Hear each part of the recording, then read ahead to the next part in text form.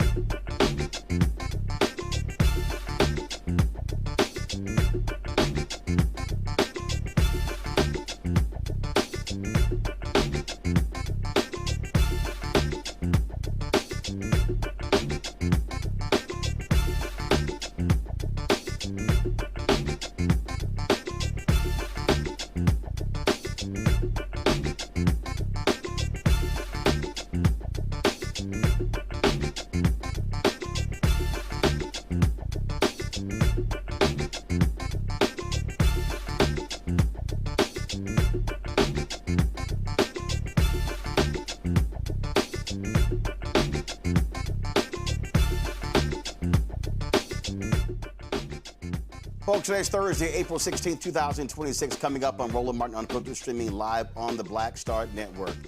A tragic story out of Virginia, where former Virginia Lieutenant Governor Justin Fairfax shot and killed his wife before turning the gun on himself in a murder-suicide at their home. Tonight, we'll discuss how critically important domestic violence is, but also mental health, depression, the silent killer among especially black men. We have two black male psychologists joining us to explain why black men need to confront this severe mental health crisis, also highlighted by rising rates of depression and suicide.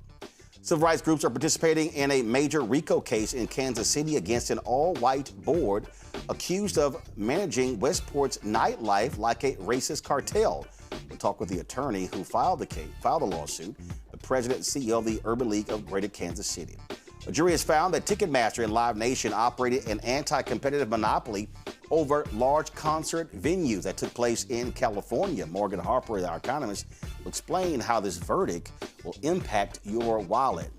Health and Human Services Secretary Robert F. Kennedy Jr. loses his composure when Alabama Congresswoman Terry Sewell reminds him just how unqualified he is for his position. And in tonight's Shop Black Star Network Marketplace segment, we'll showcase loungewear for women who desire the unmistakable feeling of luxury and style.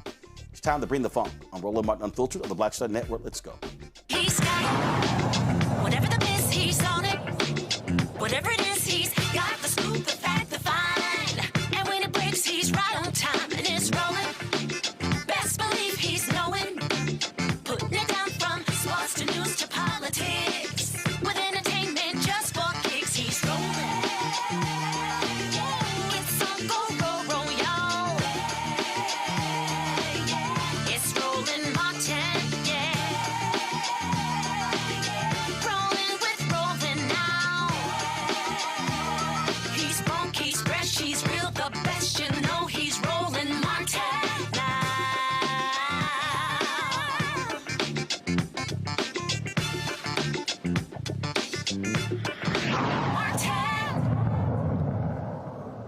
Folks, an update on a story we told you in November about a significant RICO lawsuit in Kansas City. The suit involves an all-white board accused of controlling a nightlife area like a racist cartel. The lawsuit focuses on a secret good neighbor agreement, which is allegedly used to exclude black-owned businesses from the area. Currently, there are no black-owned businesses operating in this particular district in Kansas City. A coalition of prominent civil rights organizations, including the NAACP and the Urban League, has come together to file an amicus brief on behalf of the plaintiffs. Joining us now, attorney Cecilia Brown, who filed the lawsuit, and Gwen Grant, president and CEO of the Urban League of Greater Kansas City. Glad to have both of you here. All right, Cecilia, so walk us through this here. What this area of town, is this an entertainment district? What is it about this area? And so tell us about that first. Absolutely. Hello again, Roland, and hello, Gwen. So nice to see you. Yes, so the Westport District is an entertainment district, one of 3 in Kansas City. Happens to be most popular amongst like the younger crowds, where the other 2 are reserved for kind of shopping and more restaurant or concert venues. This one is mainly geared toward the younger crowd. And this is where a lot of Black people have gone to patronize and try to enjoy themselves. Okay, so how long has this been in existence? So Westport District has been in existence as many things, right, for a very long time. So it wasn't always this entertainment district. At one time, it was actually a place that bought and sold enslaved Black people. One of the buildings that enslaved Black peoples were bought and sold in is still standing to this day. And it's now the name of the building is Kelly's. And, you know, the recent evidence that we found shows that one of the owners actually has instructed security guards to target Black people. So the historical nature matched with what's going on now. I mean, it's 2026 and we're seeing the exact same patterns. So when you say instructed, is that based upon emails, things along those lines that you've discovered in discovery? How did you arrive at filing this lawsuit? Well, we arrived at filing this lawsuit based on too many Black entrepreneurs being blocked out of this space. But the discovery process, and quite frankly, media, your show, Roland, has allowed witnesses to come forward. One of those witnesses was the captain for the Westport Public Security Department. He came forward and said, yes, while he was captain, he was instructed to target Black patrons, to make Black people disperse from groups, to escalate Black incidences in hip hop venues. And he was specifically instructed not to escalate incidences that involved white people at non-hip hop venues. And so how many Black businesses have tried to go into this area? How many have tried to open an establishment? So I don't know over the many years how many businesses have tried, but I do know that we have 3 plaintiffs in this case. And surprisingly enough, Roland, we actually filed a 3rd amended complaint in March of this year because what we found, we've added another claim of civil conspiracy because what we found was that these business owners were reaching out to Black entrepreneurs and basically trying to get them to conspire to now take over leases in this area in order to refute the discrimination charges that we have. Thanks to witnesses, thanks to people coming forward, we have recordings, we have transcripts where literally 2 businesses are offering a $300,000 investment to a Black entrepreneur to say, hey, come get in here. This entrepreneur himself admits on tape that they were trying to refute the discrimination claim. So this RICO, this conspiracy just continues to grow. And we are so fortunate that we keep ending up with all of the evidence. Gwen, let me bring you in here. And so you and others have filed this amicus brief. Just share with us why you decided to do so. Well, what we found when we heard about this case was that this is just the continuation of what we consider to be the historical restrictive covenants. And the Westport area is in close proximity to the Country Club Plaza, which is where the restrictive covenants began historically here, which prohibited Blacks from doing business and living in these areas. And so when this case came forward, it was really evident that the city of Kansas City, Missouri, should also be held to account on their failure to protect the civil rights of residents of Kansas City as it relates to our entertainment districts, being the Plaza, the Westport area, the Power and Light District downtown. And we've experienced historically this racial discrimination relative to managing the crowd, changing the music, the playlist, when you get a tipping point of the number of African Americans in a social establishment, then the music shifts to maybe from hip hop or R&B to country and Western to make the environment less inviting. So Kansas City has a pattern of perpetuating racial discrimination as it relates to equitable access for African Americans in business, in the entertainment districts, across the board. So that's why we joined on and signed on to the amicus. And listen, what you've laid out, I mean, we have seen this take place in numerous places all across the country. Restaurants, literally, I remember there was Houston's in Chicago, hugely popular among African Americans.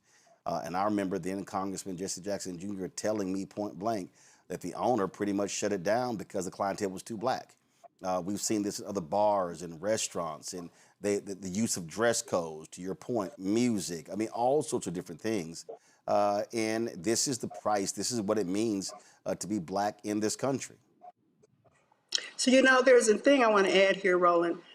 With the Westport area, our civil rights organizations pushed back several years ago when they started to try to set up barriers or roadblocks, entry points into Westport so that they could search people before they come in. So what we find when that happens is you have a dress code that's they use discriminatory practices when enforcing the dress codes, and we pushed back as from a civil rights perspective because of that. And then, so that's just another barrier so that we can't get in. So we challenged this at the city level. What the city did was they passed an ordinance to vacate the streets in Westport. So there's this street vacation ordinance that creates the environment for this cartel to have control because the city has ceded its responsibility to the Westport Business District. So they control the streets. The city no longer owns the streets in Westport. Well, we own them, but we don't control them. They vacated their responsibility. So therefore, the Westport Merchants Association, the CID, they can determine who gets into Westport, what type of security measures are in place. And then when we push back from a civil rights perspective, they said, okay, we'll allow civil rights monitors. But what they did was invested in a crime prevention organization to do the monitoring and not engage the civil rights organization so that we could protect the rights of the residents who want to enter the Westport area. So it's just another form of discrimination that the city is complicit in sustaining and maintaining. Cecilia, talk about that part because the role that government plays here.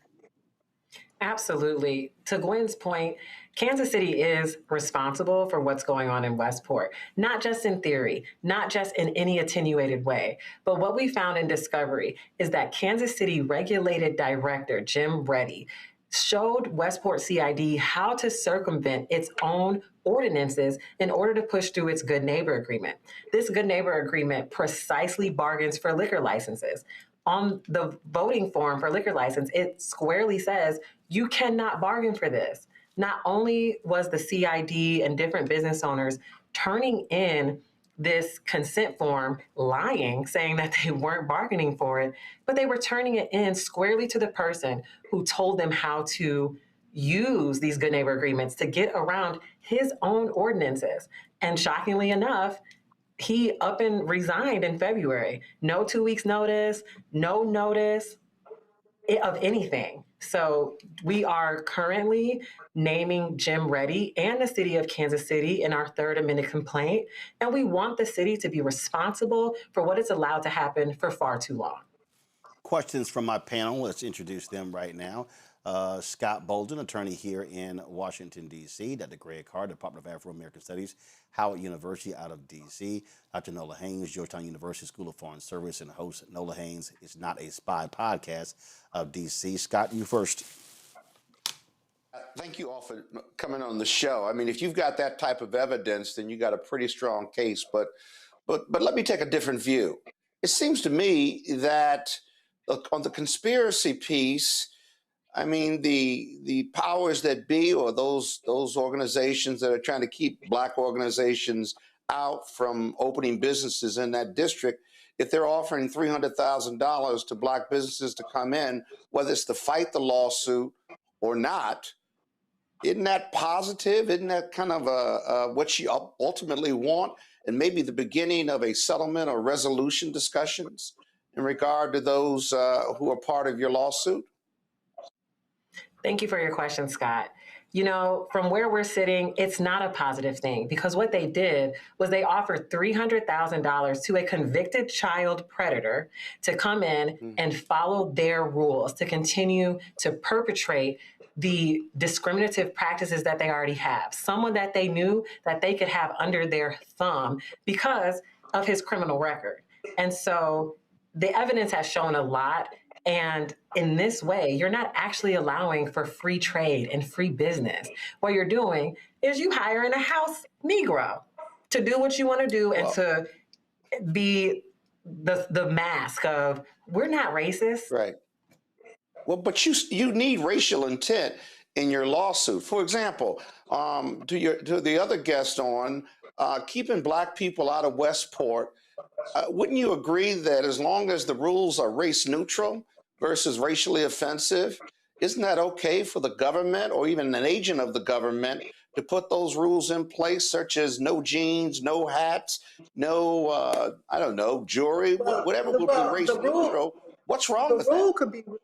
The rule could be race neutral. The execution of the rule is where the problem comes into place, and that's where we step in. Okay. It's how the rule is applied differently to blacks than it is to whites, and that was the problem that we anticipated would occur when they vacated their responsibility under federal law to protect the civil rights of their residents. They abdicated that responsibility to the merchants, and therefore the merchants have the power to do whatever, enforce their rules however they see fit. So it's not the rule, it's the execution. All right, I'm done being devil's advocate. I'm sorry. Greg. It's all good. Greg. Thank you. Thank you, Roland, and thank you, sisters. I'm looking at the complaint, and it reads like something out of the 1950s. This racial collusion, this all-white board saying that you hire this certain DJ to play this any song off this no play list. We're going to try to get your liquor license. Even going so far as to say if you have caterers that aren't on our approved list, we're going to try to snatch your ability to have a restaurant in your establishment. It really just seems like on its face, this is pure racism, and it shouldn't be too difficult to establish at least a prima facie case of intent. I mean, what social actions are you planning or thinking about doing in conjunction with the legal actions? Boycotts, or, I mean, what kind of social action could be combined with this kind of legal act to kind of continue to put pressure on these obvious racists? So we held a press conference in the area. As we get more into the entertainment that's coming, we've raised issues around, we've got the FIFA World Cup coming here in June, and we've raised issues in the media about, here we are saying to the World Cup that we're a city that, values equity and inclusion, while we have all of this racism and discrimination happening in one of our most popular entertainment districts. So as we bring people into the area, we're going to raise the, the spotlight, put more sunshine on what's happening in Westport. And we've done periodic updates in terms of the legal actions that we've taken. And we hope to be able to mobilize our young activist groups to show up in the Westport area and bring, some activism and perhaps civil disobedience to these issues going forward. Thank you. I think it's important to note that NAACP has still considers Missouri to be, we're on their no travel list as well. And so we're elevating this issue in that context as well. So the two lawyers asked their question. The political scientist, I'm going to ask a political question. So you've kind of hinted at this. I'm very curious about, you kind of mentioned this is a country club kind of energy. So the demographic in this area, is this a very strong conservative area, a MAGA area? I'm just trying to get the kind of political landscape here. It's a very affluent area. I wouldn't. I think you probably have a combination of all political affiliations in this area, but it is a very affluent area, and it is part of the historical racial dividing line of Kansas City. We often talk about the city as being like a tale of two cities. Divided east and west of Truce, which is a street that runs through the city. And if you're living west of Truce, that's where you have affluence and, wealth. And on east of Truce, that's where you have poverty and disinvestment in our areas. So it's more of that than I think it's the political climate. The thing about Missouri overall, we're in a crimson red state, very conservative. But in this particular area, you would find, a lot of, maybe I would say it's more of a progressive community. But the merchants, the people who own these businesses, don't want to see, it's very racist in that if we have black people, then they go, we're going to have a whole lot more violence. We're going to have, blight, these things, because we attract a black people to come in here and shop and to eat and to frequent the bars and other establishments. Cecilia, your final comment? Absolutely. I just would like to continue to thank you for raising this issue. As we find more evidence, we grow more and more confident. So, I know we were asked, what are we asking Black people to do? I'm not asking Black people to do a thing. I want white people to pick up arms and to stop this. And if they won't, that's when we step in. All right, then. Let me thank both of you for joining us. Keep us abreast of what happens in this case, Cecilia Brown, as well as Glenn Grant. Thanks a lot. Thank you. Thank you for having me. Folks, going to a break. When we come back, more right here on Roland Martin Unfiltered, including talking about the tragic murder-suicide out of Virginia of former Lieutenant Governor Justin Fairfax and his wife, a dentist, Dr. Serena Fairfax. It is a story that shocks so many of us, and we will get into that right here on Roland Martin Unfiltered on the Black Star Network. MAGA Republicans ended diversity programs, cut funding for Black students, and fired federal employees. And they won't stop there. Now, they've redrawn congressional maps so that they can rig the November elections. But we have the power to stop them. By voting yes for fair elections, we have the final say on who represents us in Congress. This is a temporary measure to restore fairness. They are not backing down, and neither can we. Make a plan to vote by April 21st and vote yes for fair elections. With medicine and science under attack, I want to keep you and your family informed and healthy. I'm Dr. Ebony Hilton, and I knew at the age of 8 that I wanted to be a doctor. So I studied hard and became the first African-American female anesthesiologist hired at the Medical University of South Carolina since its opening in 1824. And I always say I was made into a doctor, but I was born to be a mom. And as a new mom, wife, sister, daughter, and friend, I understand how frightening a medical crisis can be.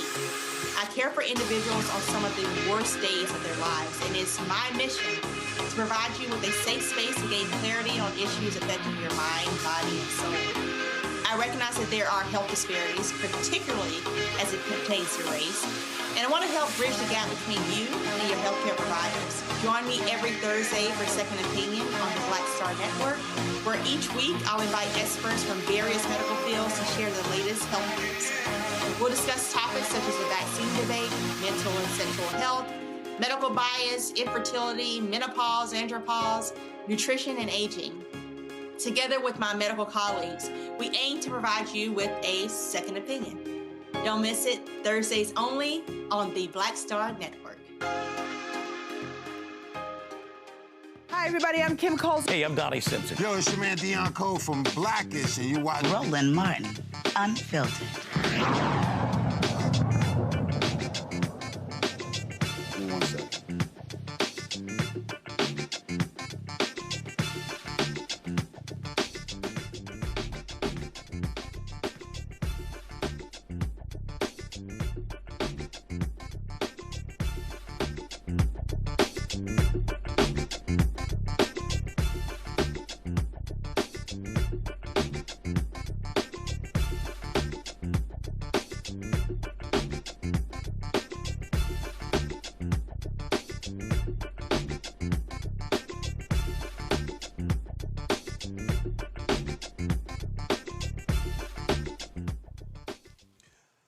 Folks, this morning, I got a phone call regarding some business, and I was going to go back to sleep, and I said, don't check your text messages, because you know it's going to keep you up.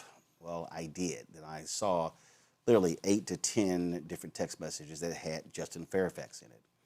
And I immediately thought, my goodness, did something happen to him? Was it an accident? What went on? And then when I opened those text messages, I saw the news that it was a murder-suicide, that the former lieutenant governor of Virginia, Justin Fairfax, shot and killed his wife, Serena, several times in their home in Northern Virginia. Police are calling it a murder-suicide. Fairfax County Police Chief Kevin Davis said the couple's divorce more than likely triggered this incident. So far, what we know is probably what you all know, and I don't think it's a secret that there's been divorce proceedings that have been ongoing. From what I understand in this early stage, former Lieutenant Governor Fairfax was recently served some paperwork associated with an upcoming court proceeding. That apparently led to this incident last night. Both of their children, teenagers, the boys older than the girl, were in the house when it happened.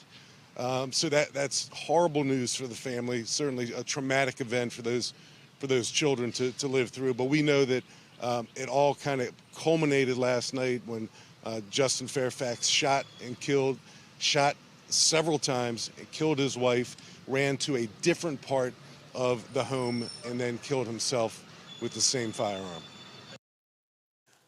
Both had been living in the same home, according to media reports. As they were going through this divorce and custody battle, he lost custody of his children and was being ordered to move out of the home by April 30th. A number of people who knew them well have been posting their thoughts and as to what actually took place today. Sophia Nelson, who book author, she posted about how she often talked with Justin Fairfax over the last several years, and she talked about depression, what he was going through and dealing with. And she posted this 7-minute video on social media. Listen. Hey everybody. I wanted to just hop on and make a short statement because tweeting will never be able to say how I feel. First and foremost, I am heartbroken and devastated for the Fairfax children. I thought the statement put out by DeMatha High School, which is a high school that Justin attended, it's a Catholic high school here in this region, was a good one. That was the Justin we all knew. The guy full of hope and promise and gifts and possibilities for his future.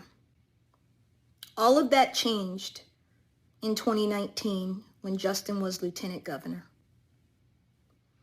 The second thing I want to say is Serena Fairfax, anyone who knew her knew she was an amazing woman. Kind, good, a great dentist, faithful to her patients and her community, and faithful and loyal to her husband at the most difficult and dark moment ever for their marriage and for their family when these allegations about Justin came out in 2019 when he was serving as Virginia's lieutenant governor. Serena didn't deserve her ending. Serena did not deserve what Justin did to her. Those of us who talked to Justin as late as Monday or Tuesday of this week or were in often contact with him knew that he was depressed, knew that he was in darkness, knew that he was dealing with everything he had lost, feeling that there was no hope.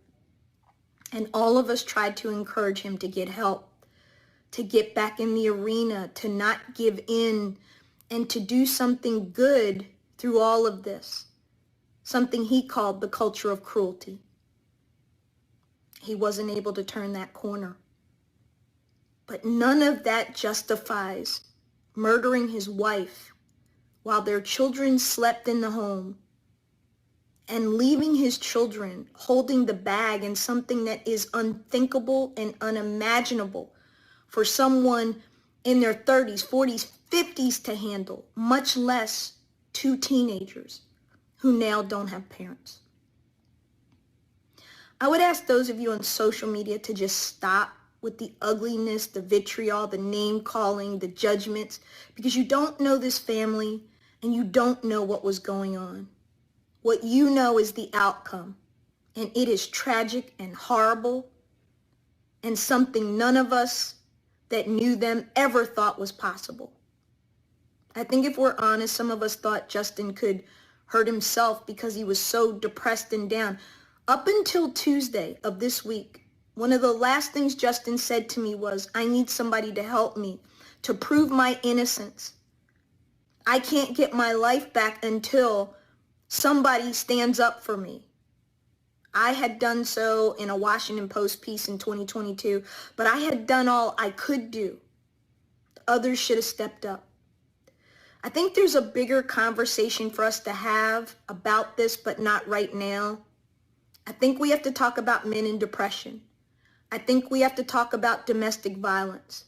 I think we have to talk about men in dealing with their emotions and what happens when they don't.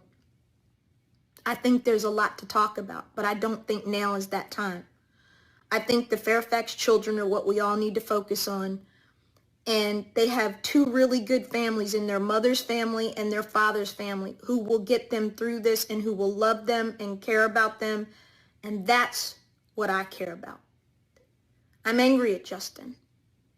I'm in shock. I'm appalled. I don't know what to say. I keep asking, what more could I have done? How did I not see this coming? We're all asking ourselves that. We're never going to get an answer. But I want to be unequivocal to those of you, again, who are really saying unkind, nasty things about those of us who knew Justin and were his friends and who loved him and cared about him and who were trying to get him on the other side of this. There is no excuse for what he did. It is unconscionable, immoral, wicked, vile. Give me words. But none of that's going to bring Serena back. And none of that's going to bring Justin back. I pray for those kids and I pray for healing for them that's supernatural because they're going to need it. Because this is one of those things that's going to be with them for the rest of their days. They lost two parents in a matter of moments in a horrific way. And I pray that the community cares for them and that all of us will care for them. Lauren Burke, thank you for your faithful service of years as Justin's publicist and as a dear sister and friend. You and I went through a lot together in trying to get this brother back together and get his life together. And I know we've talked and we're both struggling with this. I can't imagine how his family feels. I can't imagine how his fraternity brothers feel. And to Serena's family and to her friends and her community and her employees, my heart hurts for you. She was a wonderful woman. I had the blessing of meeting her. Quiet, gentle, good, a great mom, a good woman. She did not deserve this. There is no excuse. There is no justification. It's just horrible. I'm thinking about you and I'm thinking about us all and praying for healing. And I pray that we take something out of this, that we really need to rethink our public discourse and our public life and how we handle politicians and people who run for office or people who are in office.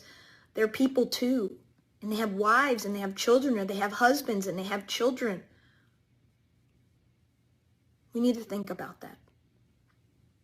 That's all I want to say for now. God bless you and God bless the Fairfax kids. So I knew both Justin and Serena. I knew Justin more. He'd often been on my show. Justin was an Alpha fraternity brother. He also was a Sigma Pi Phi fraternity. We were in the same chapter, Beta Nu. He obviously came on the TV One show when so remember, he ran for Attorney General in Virginia, lost, got more than 600,000 votes, then ran in 2017 for Lieutenant Governor, shocked folk and won. And I remember national media were not paying any attention to him. And then all of a sudden he won, that everybody wanted him. He came on my show first. He said, you were interviewing me before the rest of them did. And we brought him on, and that was the interview when he came on the show. And he was 48 hours away from becoming governor of Virginia when the blackface scandal regarding Governor Ralph Northam came out. And that's when the sexual assault allegations first dropped, that he had forced a woman to perform oral sex on him. He said it was consensual. And then there was a second allegation that came out of Raleigh, North Carolina, when he was a student at Duke. There were never any criminal charges. There was never any civil lawsuit. There were black female DAs in Boston and Raleigh who said, if a criminal complaint is filed, we will fully investigate it. That never happened. So one of the things that Justin could not let go of, he felt there was never any due process. I can tell you, he came on this show to talk about it. He talked about it personally. I look back at the text messages. We last texted March of last year. His nickname for me was Legend. He would always call me Legend. Serena texted me last year. She recommended me to be the commencement speaker at Norfolk State University. And she was sad and they picked somebody else. And I went back and I'm looking at those text messages. And we last texted, she sent me a story from Chicago Defender in September. I was not aware of the divorce, was not aware of this custody battle. But I do know, as Sophia laid out, the pain, the burden, the anger that he had because he couldn't prove his innocence. He wasn't found guilty. Law firm that he worked with fired him. Could not get hired anywhere else. And so even when he leaves, he ran for governor in 2021, came in fourth place in Democratic primary. Here he is, his wife, an accomplished dentist, professional in her own right. Again, you see these two, you're thinking happy couple. But everything that transpired from 2019, it was, as Sophia said, it was as if it got darker and darker and darker and darker. I talked to people today who absolutely tried to help. And when you see these stories, it is beyond selfish. I know he loved his kids. I know she loved their kids. But Justin's action takes the mother of those kids. Those kids also don't have the father. Now you're seeing the New York Post put out some story regarding documents and talking about financial issues and alcoholism, all sorts of different things along those lines. And the reality is his life was not over. He was being talked about. I mean, he was lieutenant governor. The governor could only serve for one term. Folks were already saying he was going to be the nominee. He would have been for the next term. Before, when Glenn Youngkin, that race, many said that should have been Justin Fairfax. People were saying that he could potentially run for president one day. All of that was lost. But the reality is, his family wasn't lost. And so the question is, how do you deal with that? How do you deal with it? And I'm purposely having tonight two black male psychologists. So let me explain to you why. When the Chris Brown, Rihanna domestic violence situation happened, I was at CNN. And every conversation I saw on national television, it was women talking about domestic violence. And I kept saying, okay, if men are committing domestic violence, why are we not having the conversation with men?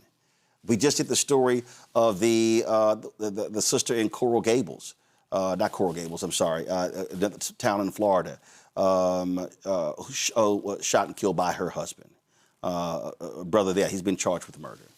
So when I was at CNN, I said, and so I remember I wanted to book Kevin Powell because Kevin Powell had openly written about committing domestic violence and seeking treatment. And it's interesting, the producers didn't want to do that. They didn't even want an all-male panel. And what's crazy is that the producer of the segment is now the president of MS Now, Rebecca Cutler. And what was interesting is that 3 weeks later, Oprah had Kevin Powell on the show. And I was like, well, clearly he was good enough for Oprah, but he wasn't good enough for CNN. But the issue that I had then was that whenever we talk about domestic violence, we aren't dealing with men.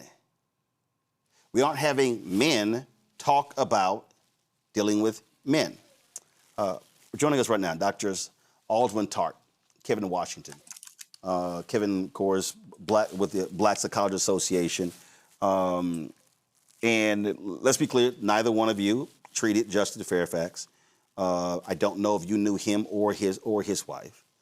But based upon all that we know, Kevin, I'll start with you, is that here was an individual who could not handle the destruction of his political career, which impacted the personal career, and now brings in the devastation of his family, now leaving not only, my God, his teenage kids. I mean, it was the son was the one who called 911, but also brothers and fathers and her family as well. So this tragedy it goes beyond, killing his wife, taking his life.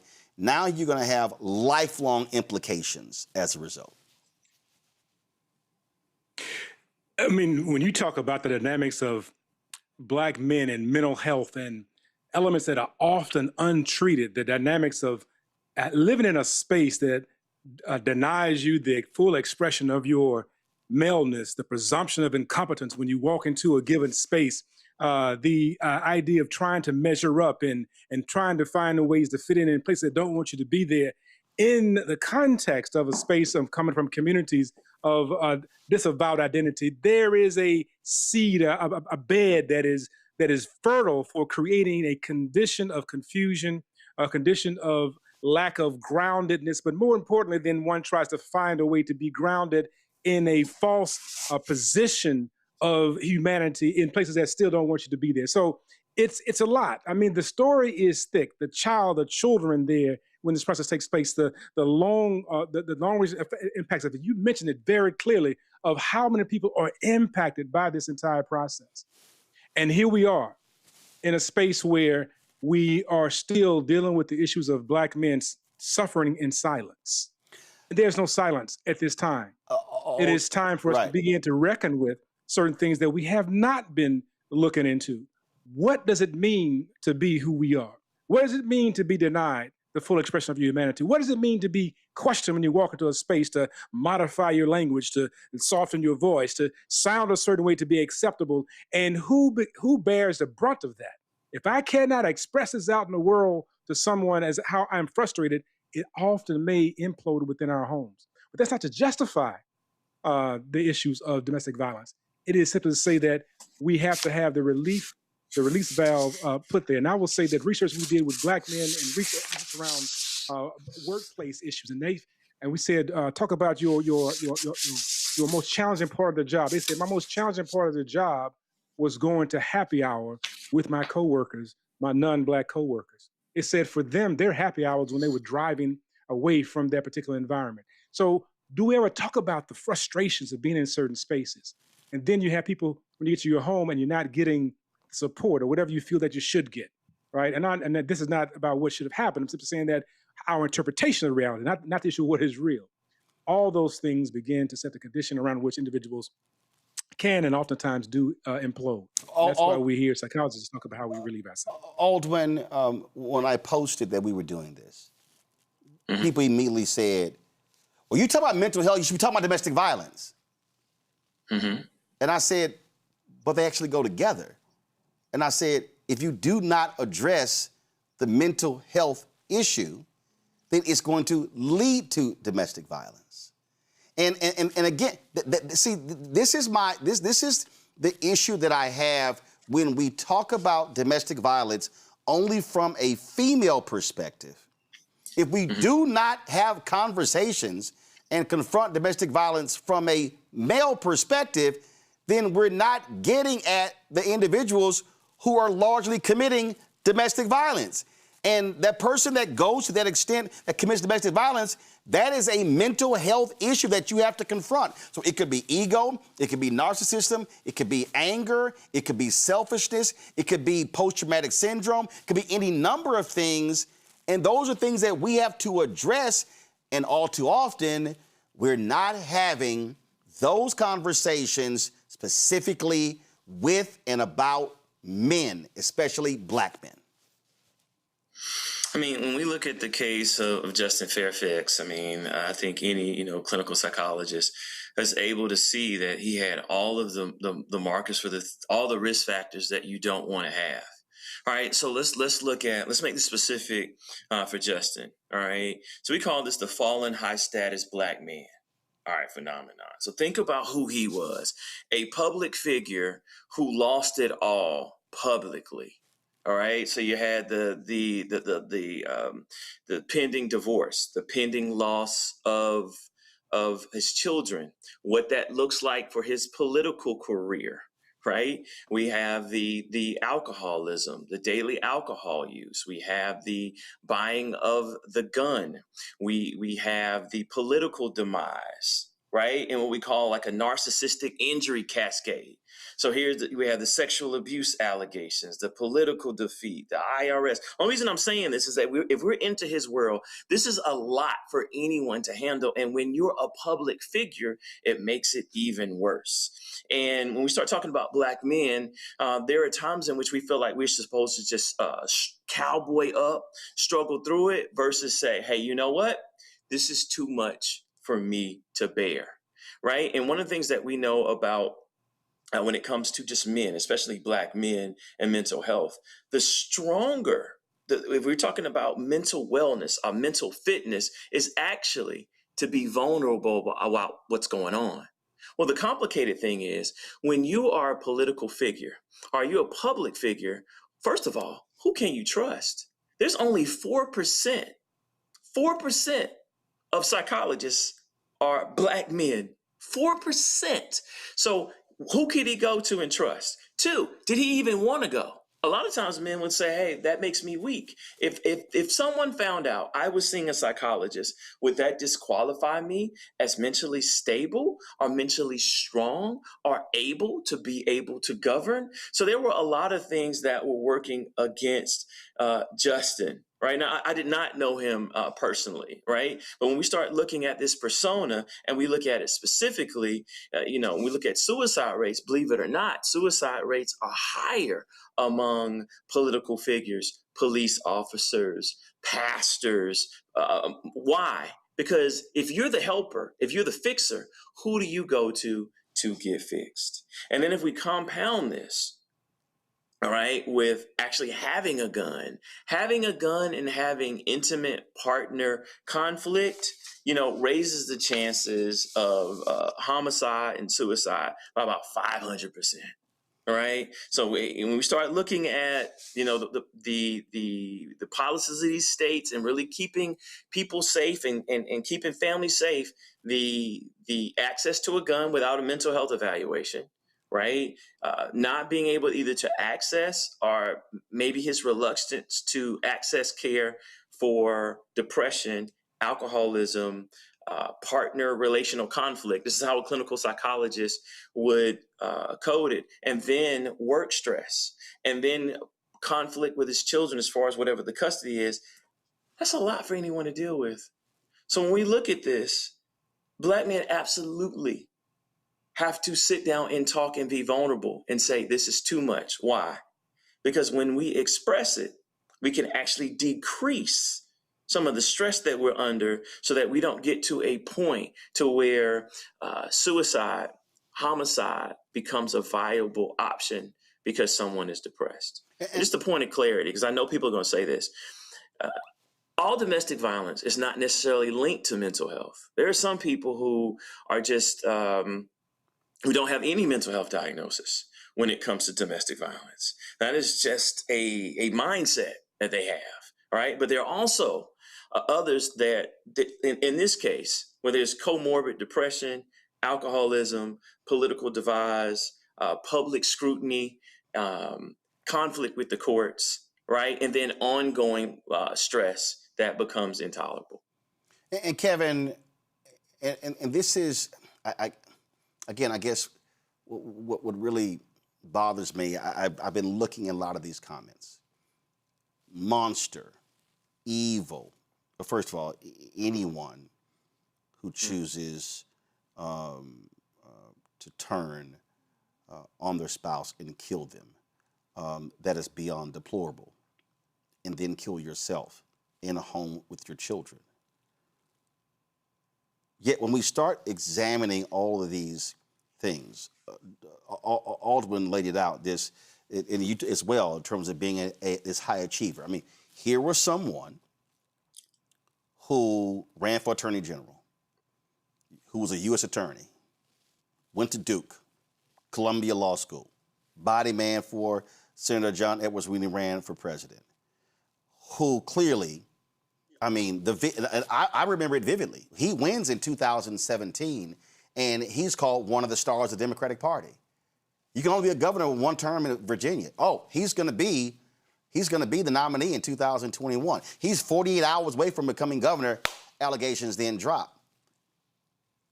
And I can say this because I know of the conversations we had. What drove him crazy, was so angry, is that he couldn't prove his innocence, nor was he found guilty. And so he was sort of stuck in this no man's land. And when he was like, I want the FBI to investigate. I want there to be, I want somebody to, he wanted absolution, never could receive it. Loses the job. Now all of a sudden, you're going through a divorce. Now you're in a custody battle.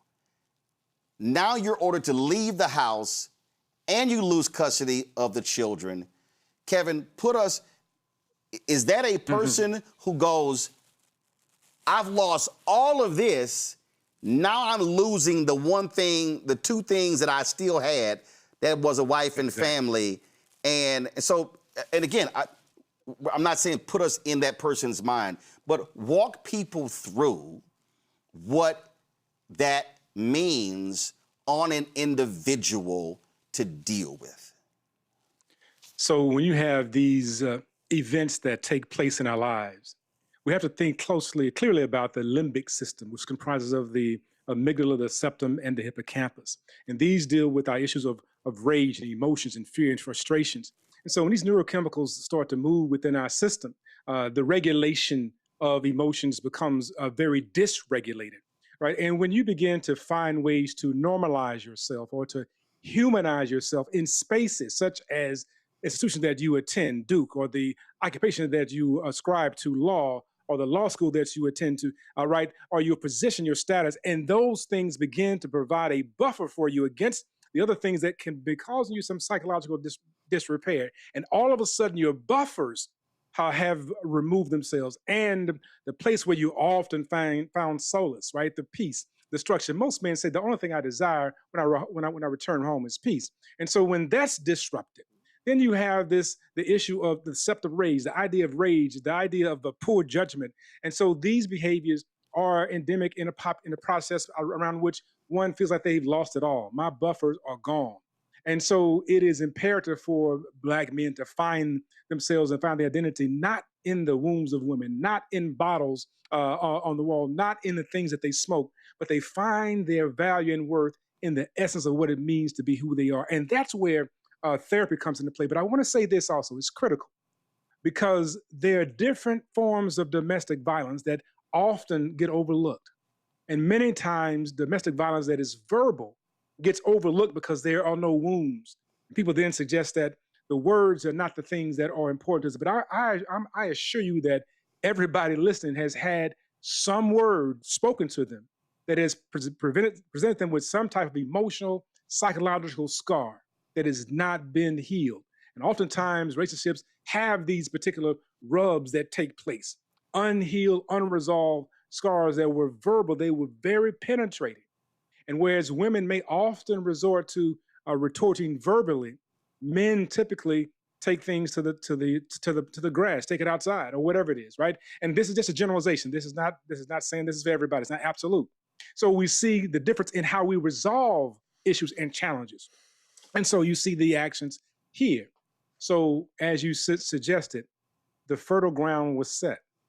The reality is, do we know who we are? Can we identify ourselves in alien places? And I submit to you that it's difficult to do so. And as a psychologist, the issue is about normalization. How do you get back to yourself? And as my dear brother said, it's like this: therapy is to the soul or spirit as a cast is to a broken bone. It provides the structure for the healing to take place. But if the medical professional does not have any knowledge of what was the original structure of the bone prior to its breakage, then the cast that will be placed on that broken bone can be ill placed, and therefore you have an ill-formed healing process. If the individuals were not clear about what it meant to be Black and Blackness and what it means to be a Black man and what are some of the things that are disruptive, then the type of therapeutic intervention that is applied can be disruptive. And many times that is one of the reasons why Black men don't find themselves in therapeutic sessions. Not only the issue of safe self-facing stuff, the idea of how do I save my face, but also do I believe you understand what in this hell is going on? Not the issue of hell in the sense of a profanity piece, the issue of as I'm dealing with all of these hellacious issues, these voices, these thoughts, these ideas, these conflictual phenomena, this reality. Do I believe that the person I'm going to sit across from has the capacity to understand and the wherewithal to not only hear, listen, but also understand deeply the essence of what it means to be me, and then to begin to set me on a pathway for the healing to take place? Panel, get ready for your questions after I ask this question of Aldwin. I was texting somebody earlier who said that this person said they know several men who are going through divorce who are still living in the home. I went through divorce in 1999, tried that for a month, didn't have kids, but I was like, no, I can't stay here. As I was sitting here just thinking about and just, again, I mean, the whole day, just talking to people who knew both of them, but talking to people who were dealing with Justin and trying to help him out. You know, you're almost married 20 years. You're 47 years old. You've got 2 kids. You're in this divorce, this bitter divorce. Now you're in the custody battle, yet you're still in the same place. You're seeing this person every single day. Talk about what that is like every day. And then, of course, we find out that he was ordered out of the home by April 30th and also losing custody of the children and the impact that has on someone who is already in an extremely fragile state. I mean, well, first of all, Roland, Justin is your friend, all right? And so you have to honor him, you know. On the other end, we have to accept accountability, right? And so this is what I mean, all right? I want to respect. He lost custody of his children, right? That means that a court looked at this and said it's not safe for him to be around his children. He had a handgun, depressed, drinking alcohol, right? And has the means to get therapy. Now, Kevin will tell you, we're not hard to find. All right. And if people were trying to reach out to him, and you know this, Roland. We're not hard to find. But what I'm trying to do, I'm trying to get that brother to understand the scene that's being set and how you need to remove yourself from a situation and be somewhere so you can begin the healing process. And that was a book I read when I was in divorce. It was called "A Divorce is Like a Living Death." And so this is what we have to get men. We need men to be thinking about this, but also brothers around them also helping them to understand that if you're staying in that place, knowing the condition that you're in, it's gonna go one direction, and it's not a good one. So how do we do that? One, right? So the Bible says, all right, plans fail due to lack of counsel, but with many advisors, they succeed. See, what I did was reframe counseling as something that you get as a strength, all right? And when we're a strong man, and you look at is there anyone stronger? We look at a persona of strongness. A lot of times we'll push back with getting help because it's an indication that we're weak, all right? And I see where you're going, Roland. Because our culture has called it weak. Our culture has said, oh, man, you weak, you ain't weak. Suck it up, suck it up. That ain't what a man do. What you're saying is like, no, getting help is actually, that's... Because you don't enter your family. Because a real man has to protect his family. And I'm talking about real men, not saying Justin wasn't, but I'm talking about the male ego, right? We're here to protect emotionally. And so that means that I can bleed out on my family, right? Or I can say, hey, you know what? I'm going to go get well. This has been a lot on me. And my wife, my kids don't deserve for me to handle this in a way that's dysfunctional. right? So where I get to a point to where the court has to decide whether I'm fit to be in the home, to where the divorce gets so bitter and we're staying in there and the kids are watching this on a regular basis, right? So the manlier thing to do is to be vulnerable and say, I'm not going to let what's going on in my life, right? And he certainly had a lot of stress, right? Just to say the least. He had multiple compounded stress in the public eye while going through privately, going through hell, right? But also refusing therapy. So every man watching out here that thinks that we can lone wolf, or the strong thing to do is to suck it up, or don't cry. The stronger man says, you always default to the thing that's harder. If I'm talking to men, is it easier to drink and act like everything's okay and be silent, or is it harder to sit down in front of a psychologist or a therapist and say, my life is falling apart? I feel unjustly accused. I'm losing everything. I've publicly fallen in front of someone. I was once deemed to be one of the strongest Black men in the country, and now I can't even keep my family together, my reputation together, right? And I'm losing access to everything that I know. Now, what if he was able to be vulnerable and talk to a mental health therapist, to be able to vent, then to be able to get diagnosed with depression, then being able to get coping skills that don't involve alcohol, right? Then being advised, hey, you buying a gun is the worst thing that you can do if you ever want to have custody of your kids. Right. And it's the absolute wrong thing for you to do to not only keep yourself safe, but your wife safe and your family safe.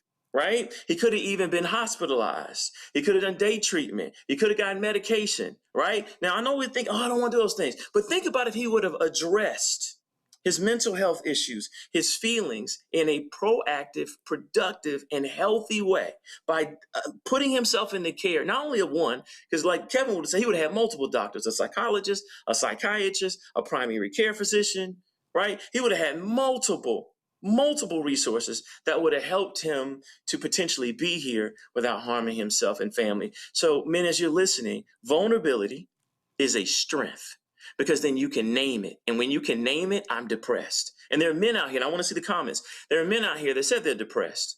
Right? I used to work for the NBA, and one of the campaigns that they did to get men to shift to depression being manly is to get men that men respect to say, I was depressed. Kevin Love, I was depressed. Paul Pierce, I feel anxious. Right? Marquise Morris, I was depressed. So when we start looking at this as Black men, we're under a lot of pressure, and he was certainly under compound stressors for a long time. I really wish and pray, all right, if there's anything that can be learn from this, from the broader mental health community, is that as men, we have to sit down and talk about our pain so that we can heal and not hurt those we're tasked to protect. And the reason I was, again, pushing that way, as I was thinking about, I mean, the reality is I know lots of sisters, and I know when sisters get together, conferences and whatever, and I've been very critical of a lot of male conferences where it's quite superficial, it's not deep, not deeper than mustard on a hot dog, where you're not dealing with real, true feelings. And the thing that's also so frustrating to me is that I know the conversations as an alpha that we've had in our brotherhoods, when brothers are actually communicating.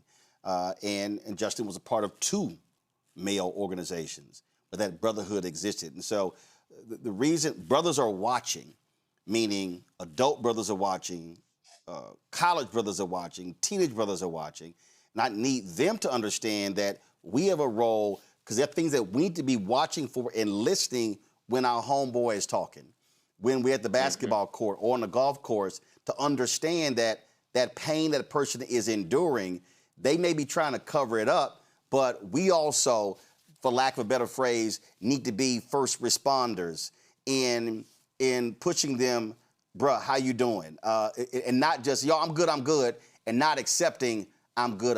Let me go to my panel. Scott Bolden, you're first with a question. Yeah, thank you, Roland.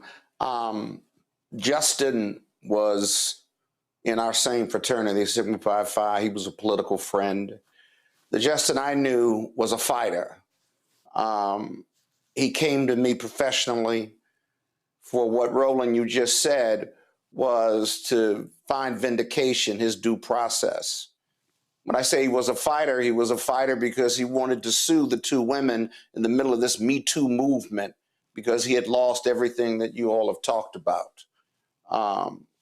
We weren't retained. I wasn't retained for that lawsuit. Can't remember whether he ever filed that lawsuit. But he was a fighter, but it was a deeply seated loss for him.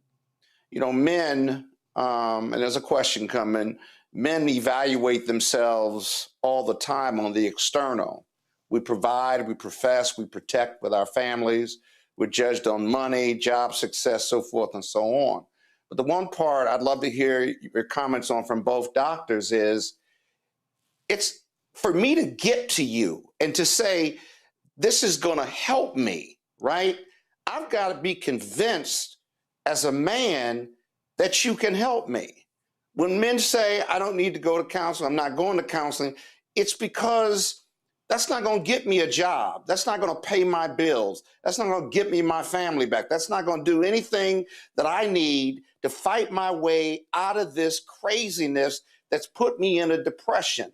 I've got to be sold on that this is going to help me in those 5 areas, because if that doesn't help me in these 5 areas and I'm just talking and you're going to give me some coping mechanisms, that's all well and good.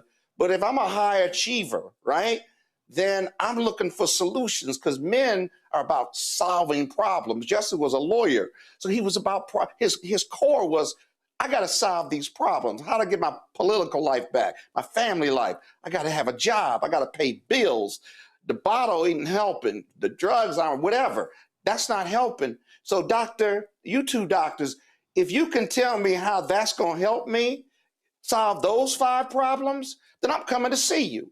But you can't tell me that, then I'm going to keep struggling and I'm going to keep trying to figure out a way to solve these huge problems I got that I arguably, in my mind, had nothing to do with, other than I had consensual sex with these 2 women and my political career is over, where I don't even think I did anything wrong and I don't have any judgment or due process. How do you get Black men with that as a circumstance or context, right, to say, yes, I'm going to go get counseling? Because you can say everything that you said, but what I'm talking about is convincing them to do that as problem solvers, and how we value everything on the outside of our lives. Society values that, and we've been taught at our core to value that. I mean, so that is a phenomenal question, and you're asking it like a high achieving, dominant male, right? And what I would say is that it happens every day. This is what psychologists do, but because we've never seen it, we don't believe that it works. So there's not a lot of trust. I can tell you who does know this: Black females, because Black females go to therapy at a rate 2 to 3 times as Black men. When they're going through things, they're sitting down and talking about, I got laid off with DEI. You know, I'm going through a divorce. This is tough on my children. And they are utilizing the services. And that's why Black women, all right, have the lowest suicide rates of anyone in the country. All right. And so when we start looking at this as man and say, I'm going to do this on my own. If this is not going to pay the bills, I'm going to do this I'm going to drink.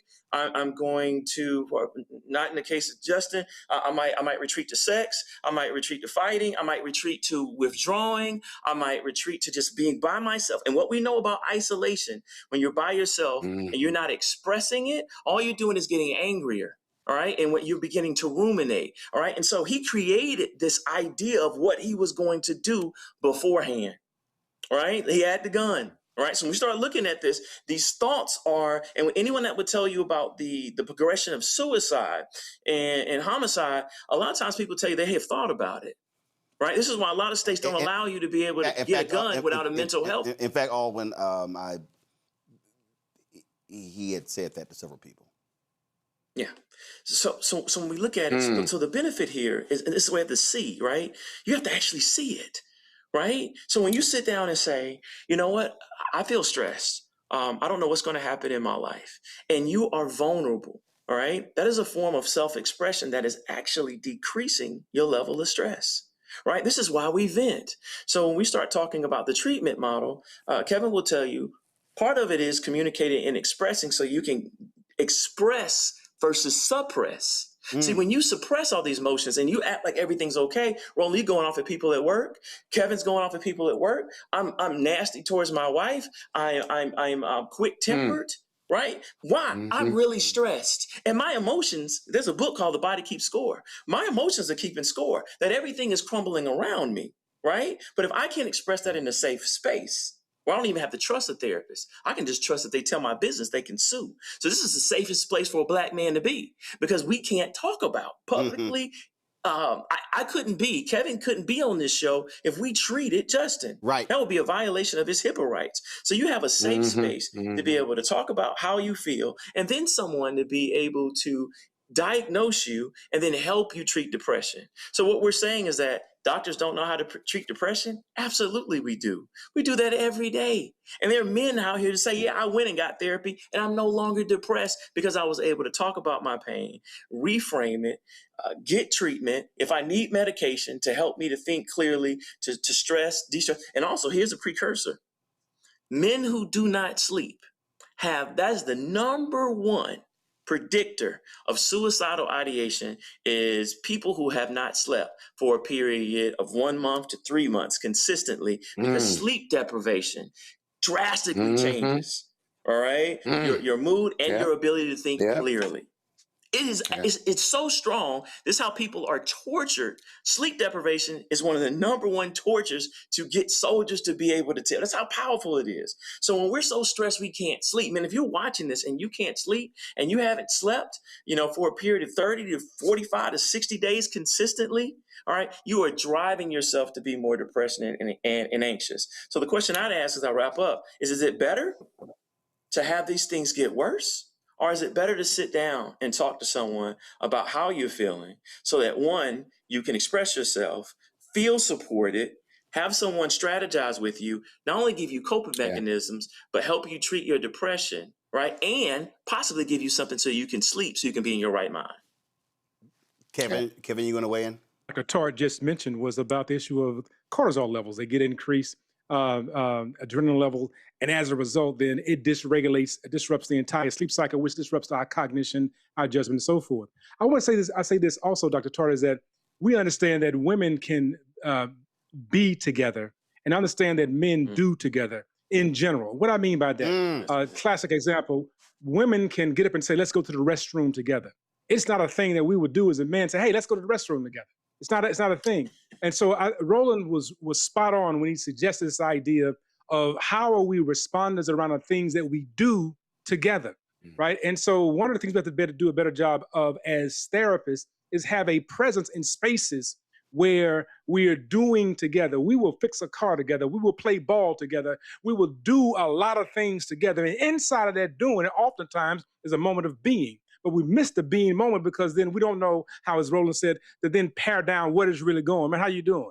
Oh, I'm all right. No, not really. How you doing?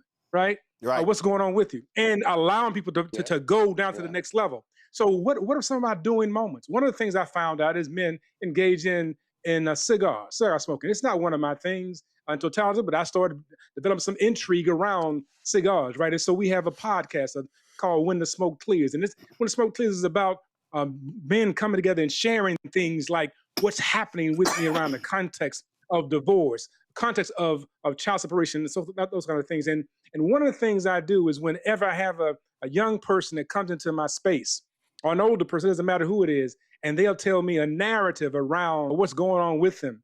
And they may mention, this is not a professional conversation, this is just us talking. And they'll say, hey, let me tell you what she did or what she said or what happened. And this is the narrative. And I'll stop, I'll start laughing, and I'll call another brother.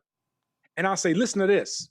And I'll just hold the phone up, and he'll say what happened. And that person will start laughing. And it's not laughing at what happened. The issue is it normalized the situation so that a person who is, as Dr. Tart says, the idea of high function, high achievement, begins to realize that, you know what, I'm about as normal as everyone else. That we all are having to deal with different dimensions of the same thing. And then we run through the idea of the narrative, like, what night school did certain people go to play the same plays day after day, no matter what generation they find themselves in? So we talk about normalization.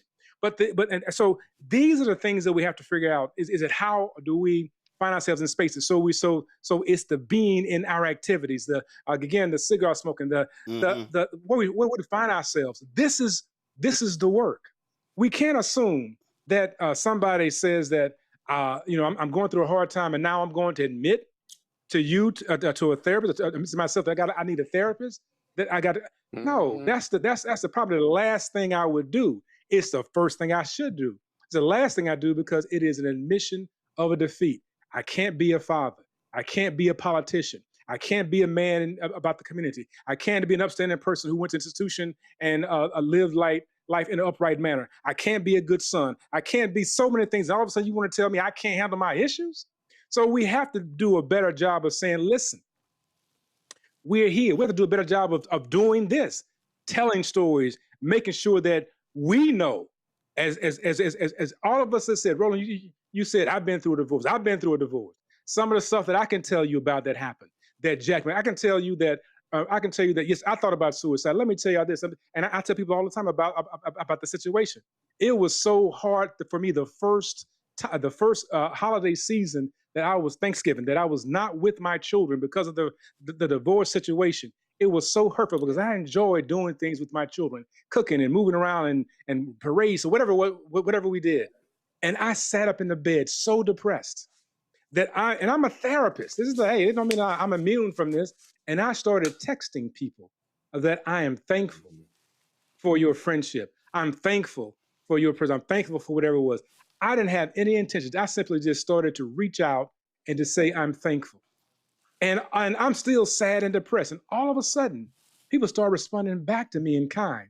Mm-hmm. The second thing, and this is what you said, Dr. Tart, very clearly, is that when we roam free in our heads with no adult supervision, that's Dr. John Levine Zant, we cause a lot of problems. So when I began to let it out and I began to just share, it wasn't to a therapist, it's just to friends. Hey, and they started sharing with me, thank you for this. Thank you for that. And I began to recognize my value and worth was more than simply trying to satisfy somebody who wouldn't be satisfied, whether that's on a job, in a family, in a community, wherever it was, that I had value and worth outside of those spaces. At that point, I had the strength to be able to reach out to a mental health professional and start talking and a therapist needs a therapist and begin to talk about these issues. So we have to then, first of all, be in spaces, normalizing, know how to be early responders. Secondarily, have to understand the process around which we allow folks to know that this is normal stuff. You only go on what everybody else other folks are going through. We figure out how to get through together. And the third thing is to know that when you begin to have acts of altruism, that is, when you begin to have acts where you reach out to people beyond your own circle of pain, your cycle of destruction and despair, and you will begin to find that you begin to help and uplift somebody. And in that process, you cannot help but be uplifted. And I will share with that. Right now, I'm in my mother's kitchen. My mother died February 15th. And so we're here getting some things together. That's part of the reason why we're in a different location. But I wanted to say that one of the things that she always reminded me of is that she says it is difficult to help somebody else without helping yourself in the process. She says always know how to extend beyond your own hurt and pain. You know, one of the things that and Nola's going to ask the next question before I go to her, when you were talking about that something that we have to recognize is that while we are going through our stuff, sisters are having to deal with us going through our stuff. And so here is Serena having to deal with all of his stuff and still being high functioning at her job as a dentist and still taking care of their children. So again, you going through your stuff, you're not by yourself. Kevin talked about, listen, I went through a divorce. I didn't have kids. So I didn't have that. So when it was over, it was over. I didn't have anything else tying me to that person. When you have kids, you do. And we talk about how we just don't want to confront stuff. I remember I went to it was a men's conference, and I had a work retreat that Friday, and so I didn't get to the retreat until Saturday around 4 p.m. And when I arrived, they said, it was a play date. Guys were out, and they were at, there was a church retreat. They were fishing, playing basketball, doing whatever. And so came back for dinner, and then we had this evening service, and I'm sitting there, and I'm sitting in the back, and then probably about an hour in, I see them bringing in sandwiches and some other stuff. And I'm like, what's going on? They said, oh, we got food and games. I was like, hold up. Y'all played all day. We had dinner. And we in here about an hour and a half. Then we about to play again. And so I stood up and I was like, I said, I know a lot of y'all brothers and some stuff y'all are personally going through. And this probably, my divorce had probably been finalized a month or two. I said, I know y'all going through some stuff. I said, and there are some sisters and some wives and some girlfriends and some mamas and some aunts who sent y'all here hoping to deal with your stuff. And we about to play more games? I never even checked into my hotel room. I just actually went back home. And so one of the criticisms that I have oftentimes is that to the point that, Kevin, when you said being and do, that brothers, when we get together, we are playing games, we are doing activities, but ain't no conversing going on. We ain't going deep. And we had a brotherhood reunion at Texas A&M a number of years ago. And I remember the young brother said, hey, man, so the AKs are coming by and our girlfriends coming by. And the brothers looked at each other, they were like, hold up, that's not what a brotherhood is. And we said, hold up, turn the music off. First of all, tell them they can't come. And we ended up having a brotherhood. We said, we need to show y'all what a brotherhood is. And a brotherhood is an intense, emotional, spiritual thing. We were there from 8 p.m. to 7 a.m. And it was about dialogue. It was about, trusting in the safe space. And so that's what we have to deal with. And so, again, I know there's some people who are upset, who are like, well, they wanted me to focus on some other stuff. They said, well, you can't just be focusing on Justin. I said, but I got to focus on the person who committed the crime. I got to focus on the person who committed the murder. And then in order to deal with, because I'm trying to keep other brothers from doing murder-suicides or beating their wives or girlfriends. And so we need to get to the root of what men are going through so we're not having these conversations. And there's no disrespect to sisters, but the conversations like this cannot be all female-driven. We have to confront what these men are dealing with and what they are unwilling to talk about, share, get therapy, because if it's a continuing problem, then we got to figure out why it's a continuing problem. And I think we fundamentally believe is that we're not having the dialogue. And as I said, we're not being first responders, being attentive to our brothers and our cousins, and when they call us and the sighing on the phone and you can feel the heaviness, and then we just excuse it as, oh, he tired. Nah, it's some other stuff. Nola. You're right. I mean, it's really quickly, well, 1 second. I want to go to Nola, and then I still have Greg. Nola, go. Thank you. This is a heavy conversation. And also for the audience, we're going to move Morgan to tomorrow in our Shop Black Star Network because I wanted to give this more time to breathe. Nola, go. So Scott, got to push back because I'd argue that women as chief problem solvers, we seek help because you can't walk around injured. That helps no one. But my question is this. I teach on a college campus, and there is an uptick in accommodations. And I'm listening to this conversation very carefully because all of this impacts all of us, right? It impacts the family, it impacts friends, it impacts everyone. I didn't know Justin, but I met him several times, but I didn't know him, and I'm sitting here in shock. So I can't even imagine the people that were close to him, how they're feeling right now. So we're having this conversation about diagnosing the problem. What are some of the fixes? What are some of the movements to get men interested in therapy, which I know for a fact the last 3 years of my life have been a complete living hell, and without my therapist, I wouldn't be here. So I know how important therapy is, right? So what is the movement here? Because it isn't just impacting the kind of man that Justin was. It is also impacting the young men that are growing up to be the Justins. So how does this become normalized? What is the plan? What is the movement here? I'm going to say this before Alwyn and Kevin jump in. This is what I'm going to say. And this is what I say to brothers, and I've actually said to sisters. I remember sister telling me, my job is my life. I said, so if your job ends, you just fall out and die? And what I say to a brother, young brother, older. First of all, you are not defined by your job. You are not defined by your paycheck. You are not defined, your life is not defined by what other people say about you. That if you lose all of that, and all of us, when we get to that point where we about to, where this life is over, we ain't thinking about none of that stuff. So if in the end, you ain't thinking about all your stuff, but you thinking about your people, that should be your primary motive.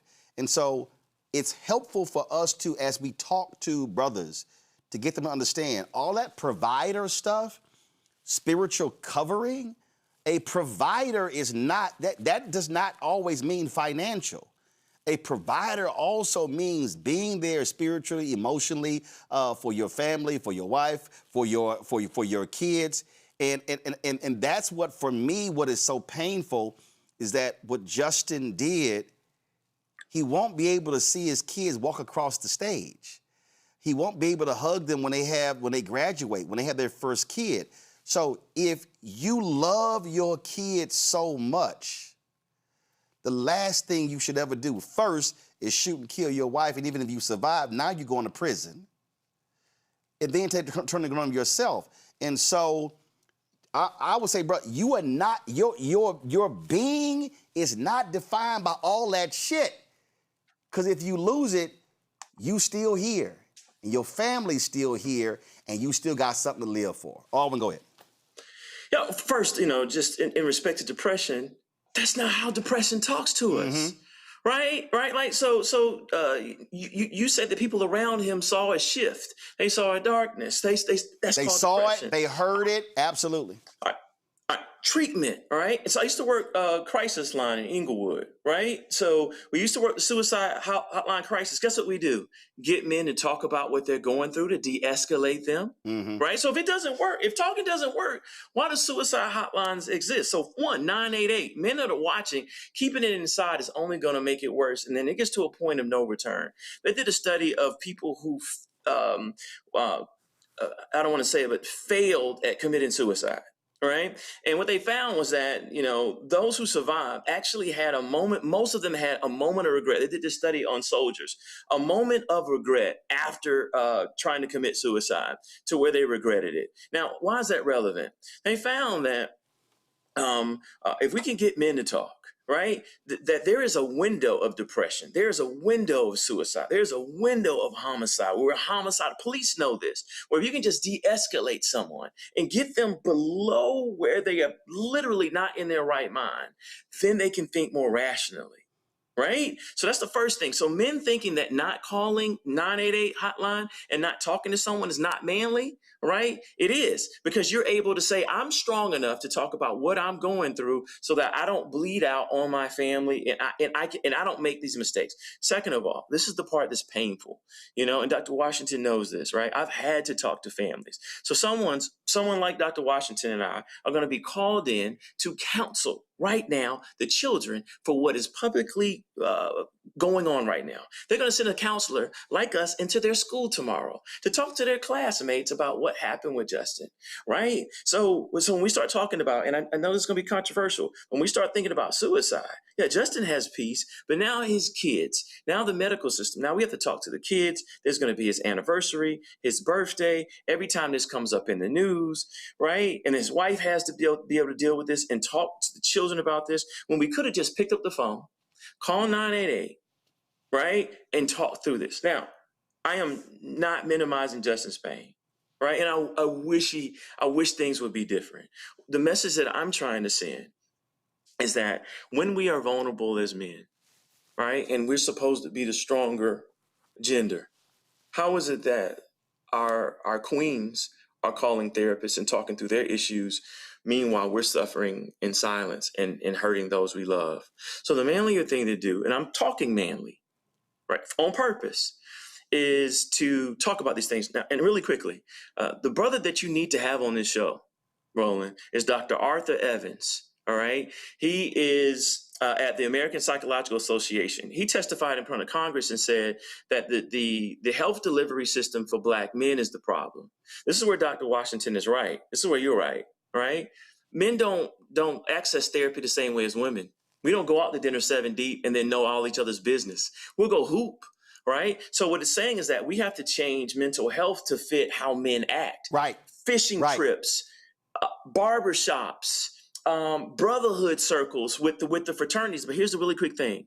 I never ask men how you're doing. And I'm in church too. So guess what we're going to say? Blessed and highly favored. I'm good. I'm Gucci. I'm fine. I'm straight, right? I'm good. You ask men. This is how you open up men. It's called motivational interviewing. For those of you who want to be psychologists. On a scale of 1 to 10, when it comes to life satisfaction, that means how happy you are in your life and with your life. On a scale of 1 to 10, how happy are you? Roland, do this every day. Almost every single man is honest. A 3, a 4. See, when you ask that way, men open up. And then you start saying, okay, all right, what makes you a 3? Right? And then how can we get you to an 8? And that is the process of therapy. So what makes me a 3? All this stuff is going on. My kids don't like me. I was rude to them. I feel like my wife is going to leave me. I think my political career is the problem. I have these financial issues. I can't see what I'm going to do next. I feel embarrassed every single time I'm out. I think people are looking at me. I feel like until I vindicate what happened to me, I'll never be able to do what I went to school at the highest level to do. Right? That alone. All right. Now, how can we get you to a 4 or a 5? Right? Well, if I could just stop arguing with my wife, or if I could just get some sleep, or if I could just feel like everyone wasn't watching me. See, psychologists will listen to this. All right. And then our job is to actually present a solution. This is not just this is not just encouragement and giving you a hug. So one, hey, have you talked to your brothers about it? We know you're in fraternity. Get on the phone right now and text 3 brothers and tell them that you're hurting. So now what we're doing is we're building community. We're stopping the lone wolf from being alone in his thoughts. Right? All right. We're looking at medication. Hey, a lot of people take medication, right? Because you're so depressed right now. And we're also going to take this gun from you. We're going to confiscate the gun, right? So you don't have access to it. And we're going to have people stay with you. This is Dr. Washington's going to tell you. This is what we do all the time. We're going to have mama come. We're going to have cousins come, your frat come, and they're going to say, brother, while you're in this, we're going to make sure that you're not alone until we can get you into the right kind of care you need to walk you through this. So just in summary, we can't just do one-on-one therapy. That's not going to work. First of all, it's not enough of us. And 2, men don't really not a lot of men are going to be okay with that. But if you get men in these circles and we build a community where men come together and say, how you doing? And this happens in churches all the time. This is now the new men's ministry, right? And you ask me how we're doing. A lot of men be like, bro, I'm going through it. And then guess what men do? Men do not judge, right? And men say, hey, I've been there. What do you need? But we have to create these circles and make this manly and make this the new norm, so that men can feel like when they come, they can feel seen and heard, and they can model. So if that brother is able to open about what's going on, that's modeling to me, because I probably have never seen that in my life. A man I respect be able to open and say this hurts. We've talked about 2 men talking about divorce, and I've been hurt before. I've been hurt to my core, right? Relationship stress is one of our top stressors. Right. But if I can be around 3 brothers that's talking about how relationships hurt, that's giving me permission to talk about my feelings without feeling that I am weak or something's wrong with me. I can actually repair and be human. I'm a human being. I have feelings, even though I'm male. Yeah, that's that normalizing piece, right? So you begin to, it gets normalized and you realize that you're not alone. We also do the work. I love what you said, Dr. Tart, about the barbershop. We did work in DC. We keep doing this work around helping barbers see themselves as early responders to mental health challenges. And so we train them in mental health literacy. The sister asked about what are the movements. So there are many barbershop movements that exist to facilitate the process of not just discussing mental health issues, but the barber can say, hey, I noticed this in your child. I noticed this, whisper to somebody, talk to somebody, put them aside. And then even having the discussion inside the barbershop. So we have the barbershop discussions. This one's called Elevating the Crown. So we talk about issues like this. Again, we're taking mental health treatment and elevate it into the space where it's where we actually come together and commune. Because again, women will be together, men do together. But in the doing process, a man will let out something about themselves. And our motivation interviewing examples are powerful. But the way we ask certain questions is critical. Not just simply how you doing, but what today makes your life great. What could have made your life better today, right? So it's a simple process of getting people to be able to share something about what's going on with them. We also have a thing called Black Men Travel, bringing young folks and older people together to talk about the issue of traveling and movement. And because we understand that as you begin to engage and see yourself as a citizen of the world, it begins to normalize your behavior, begins to actually have you to think about something other than simply your problems that you're existing in. And in these Black Men Travel groups, the conversations has come up about, man, the reason why I can't travel right now is because I'm in arrears because of child support. But I want to be this. What I'm going to do, I'm going to support y'all on this. We're able to talk then about what does that mean for them. Others talk about what it meant for them to go through that process.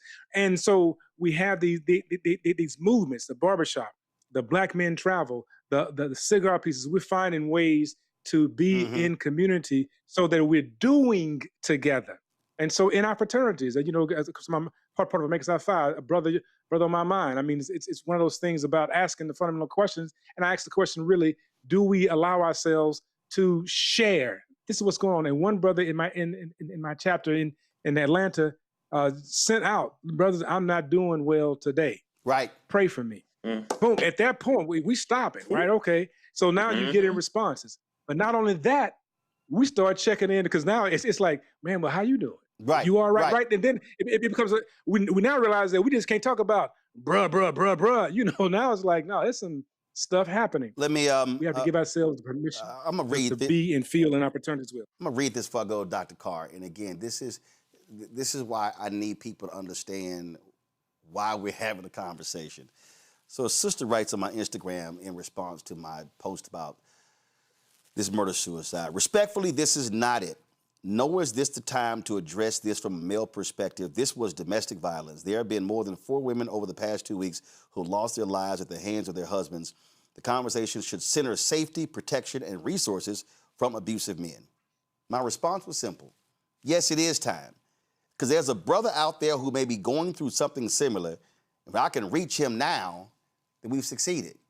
See, right there, when we start saying this ain't the time, it is.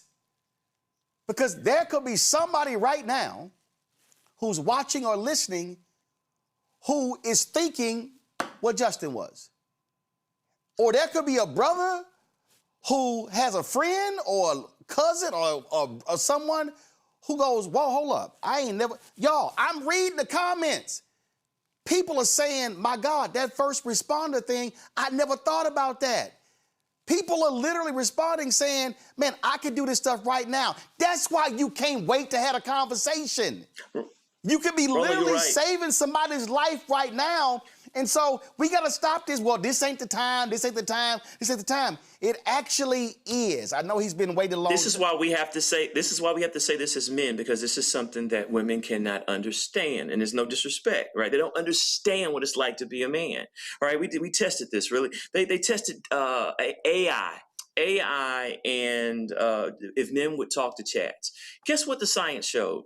They showed that men not only preferred talking to AI chat, but men talked about all types of things to chat, about having issues with their sexual orientation, not wanting to be here, suicidal ideation, inferiority, right? Not measuring up. And here's why. Because they didn't have to face the stigma of what they thought another person would think of us. So when I had this robot that was giving me these resources and talking to me, they found that men, especially at midnight, 1 o'clock in the morning, were getting on this chat and it was filled with men that were opening up. So what does that mean? Because there was no judgment. Yes. So that means that we have to treat men as if we have an ego, right? Which is different from women. You're talking to men, you're talking to ego, all right? So that means that how do men open up? And if you put men in groups and you put men in community, there's a Bible verse that says, therefore confess your sins or your troubles one to another so that you can be healed, because the prayers of the righteous avails much. So when a brother reaches out and say, hey, I'm not good, all right? And we now make it routine as part of church, as part of barbershops, as part of the community, not only being in a fraternity, but just in general, we're just having a male check-in. Right. We're just checking in on guys, not only about, and we make it performance-based, not come if you have a problem, but this is about mental strength training. This is brothers holding the fence. You know, we can market. We know how to market to men, right? But in this marketing, we sit down and say how you're doing, and then men can support one another and get each other's cell phone numbers and check on one another. We don't do that.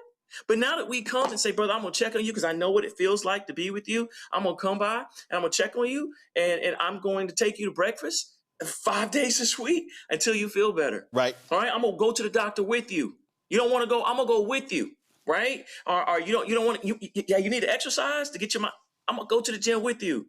Brother, I'm going to come. Or come stay with me. If it's getting hot at the crib, come stay with me because I'm going to walk you through this, brother. But I can't do that if you don't say that you're vulnerable, and then the community and the tribe is going to come in. And that's what we have to set up, is a radical shift in not only how we serve Black men, but men in general, to make sure that men have opportunities to open up and get help in a way that fits men. Dr. Greg Carr, the floor is yours.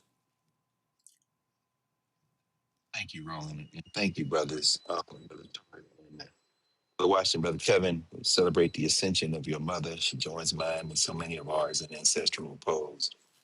You know, I knew Justin, and like you, Roland, going back through the texts over the years, you know, the one thing that just kept coming up was this question of fairness, this question of being, you know, as Scott said, you know, struggling with that and saying ultimately it's going to be all right, it's going to be all right. But my question is really about community. I'm not particularly interested in men or women in a gendered space. And Brother Tarek, God bless you, brother. I really not interested in men other than men of African descent in this moment of crisis. Reading the conversations that people are having in social media, Black women, Black men, is breaking my heart.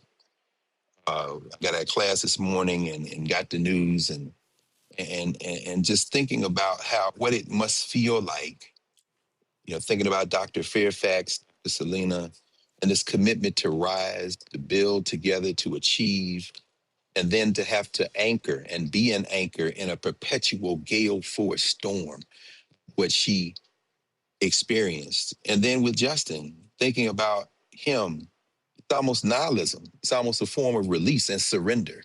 It seems like that's what I felt. So I guess my question is, and I think about you, Kevin, a lot, brother, because as an African-centered psychologist, what is the role of community?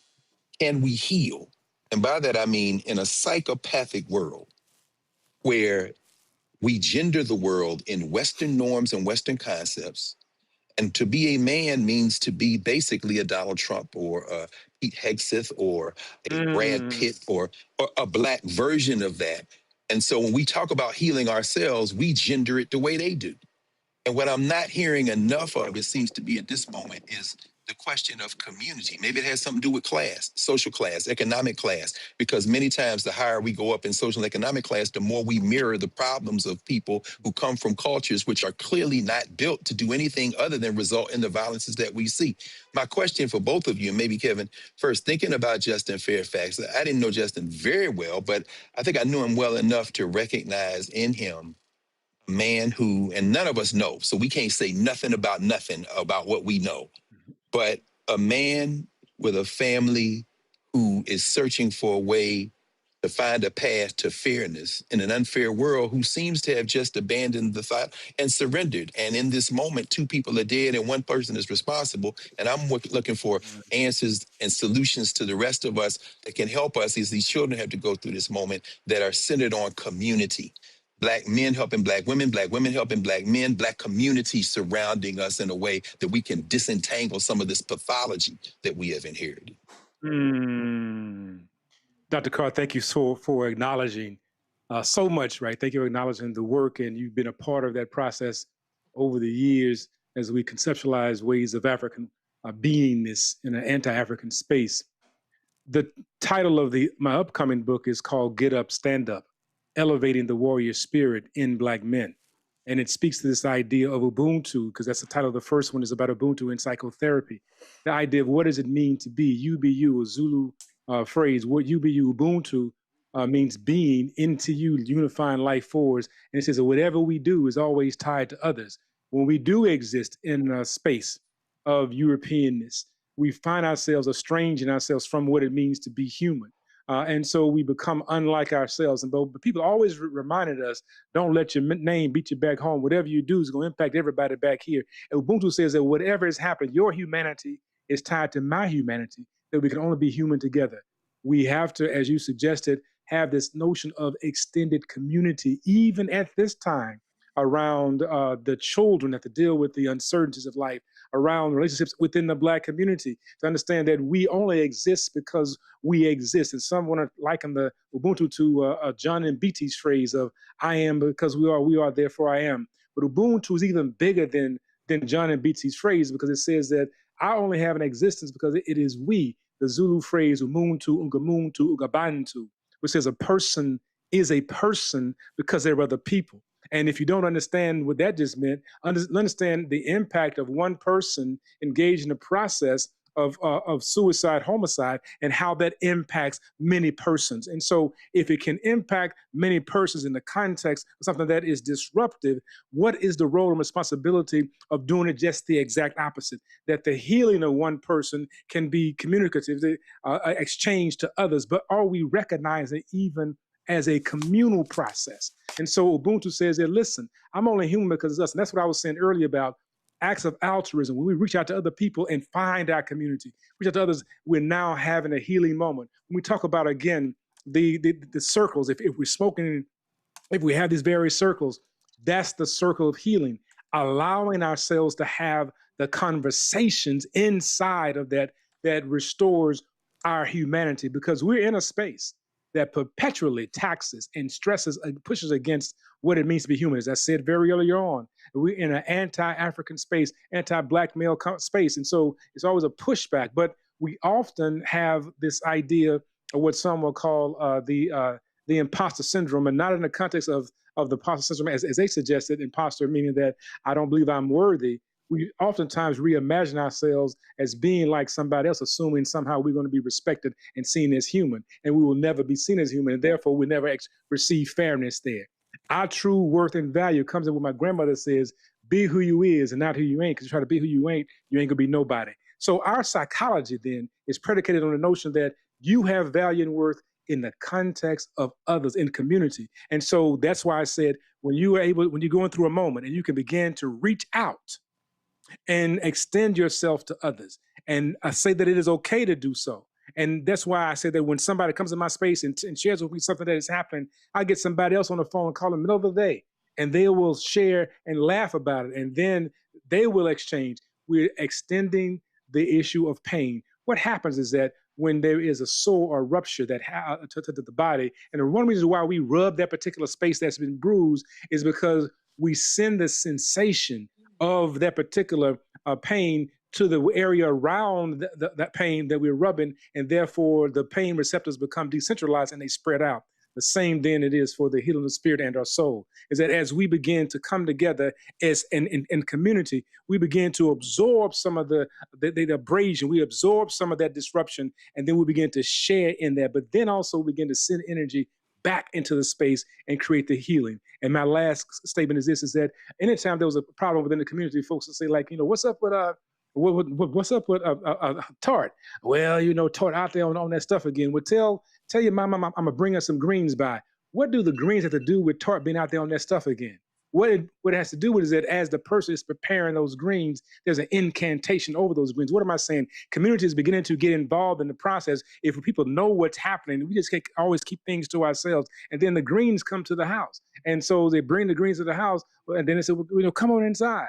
I'll put them on the stove and let's talk. Well, I heard that Tart out there again. Is he all right? Well, pray for us. There'll be a prayer circle. You may even engage in the process of eating those greens together. But the point is that there was a communal recognition of what was happening. It was a rehumanization of the issue that's going on, that you're not going through this thing together. And then there was this particular reach beyond what we deem to be physical to be able to create the healing network. We have to do a better job. I find ourselves in our fraternities. I find ourselves in our churches. I find ourselves in our various institutions. We're being pseudo human beings. We're trying to become like the oppressor rather than be who we are.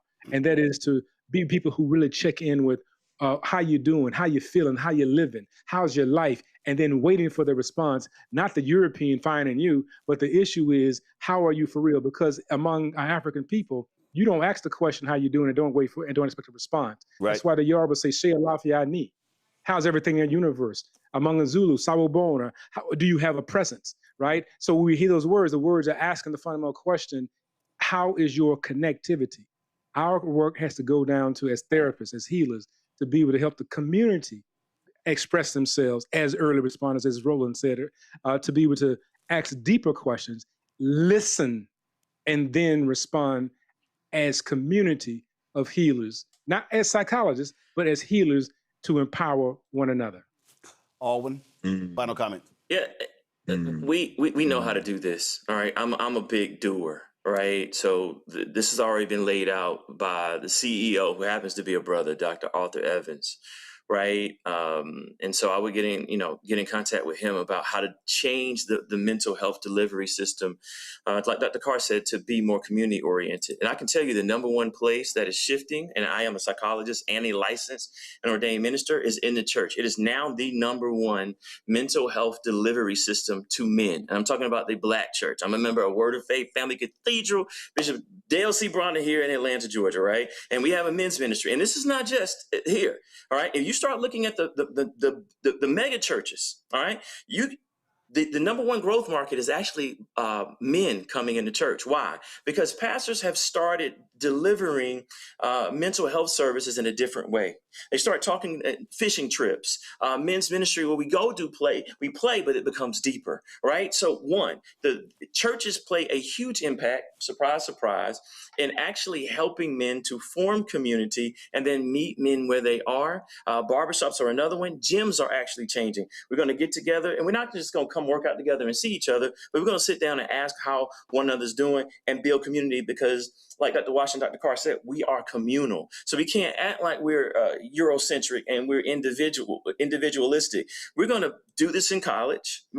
College universities that are having mental health crisis, they are actually creating communities where they're getting men to check on men. And this is part of the culture. This is what you do on an ongoing basis. So when we change our mental health system to be more Afrocentric and to meet men where they are, using the churches, using the barbershop, using the fraternities, using 100 Black Men, using these organizations where people already are, using the basketball, and we start treating each other in community, all right, because we're never going to have enough psychologists, especially Black men, then we can start making a major dent, all right? And the research is already there. Now we just have to get policy to be able to shift and churches to get the funding to be able to implement this in a way in which men can receive it. I'm going to close this out with this.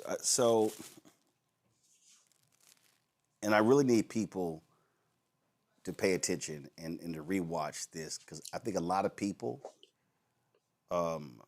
were hearing, but they were not listening.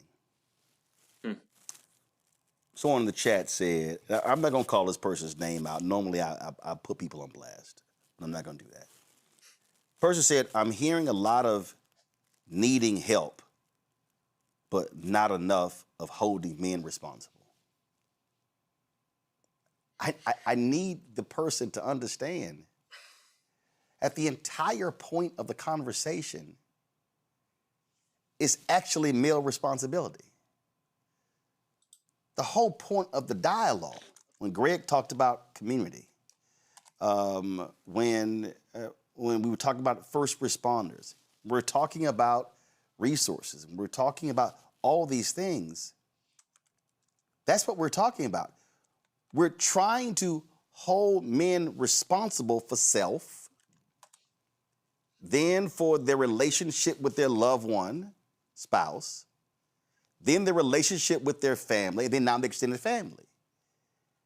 And so I see so many people who want us to focus on domestic violence, which I totally understand.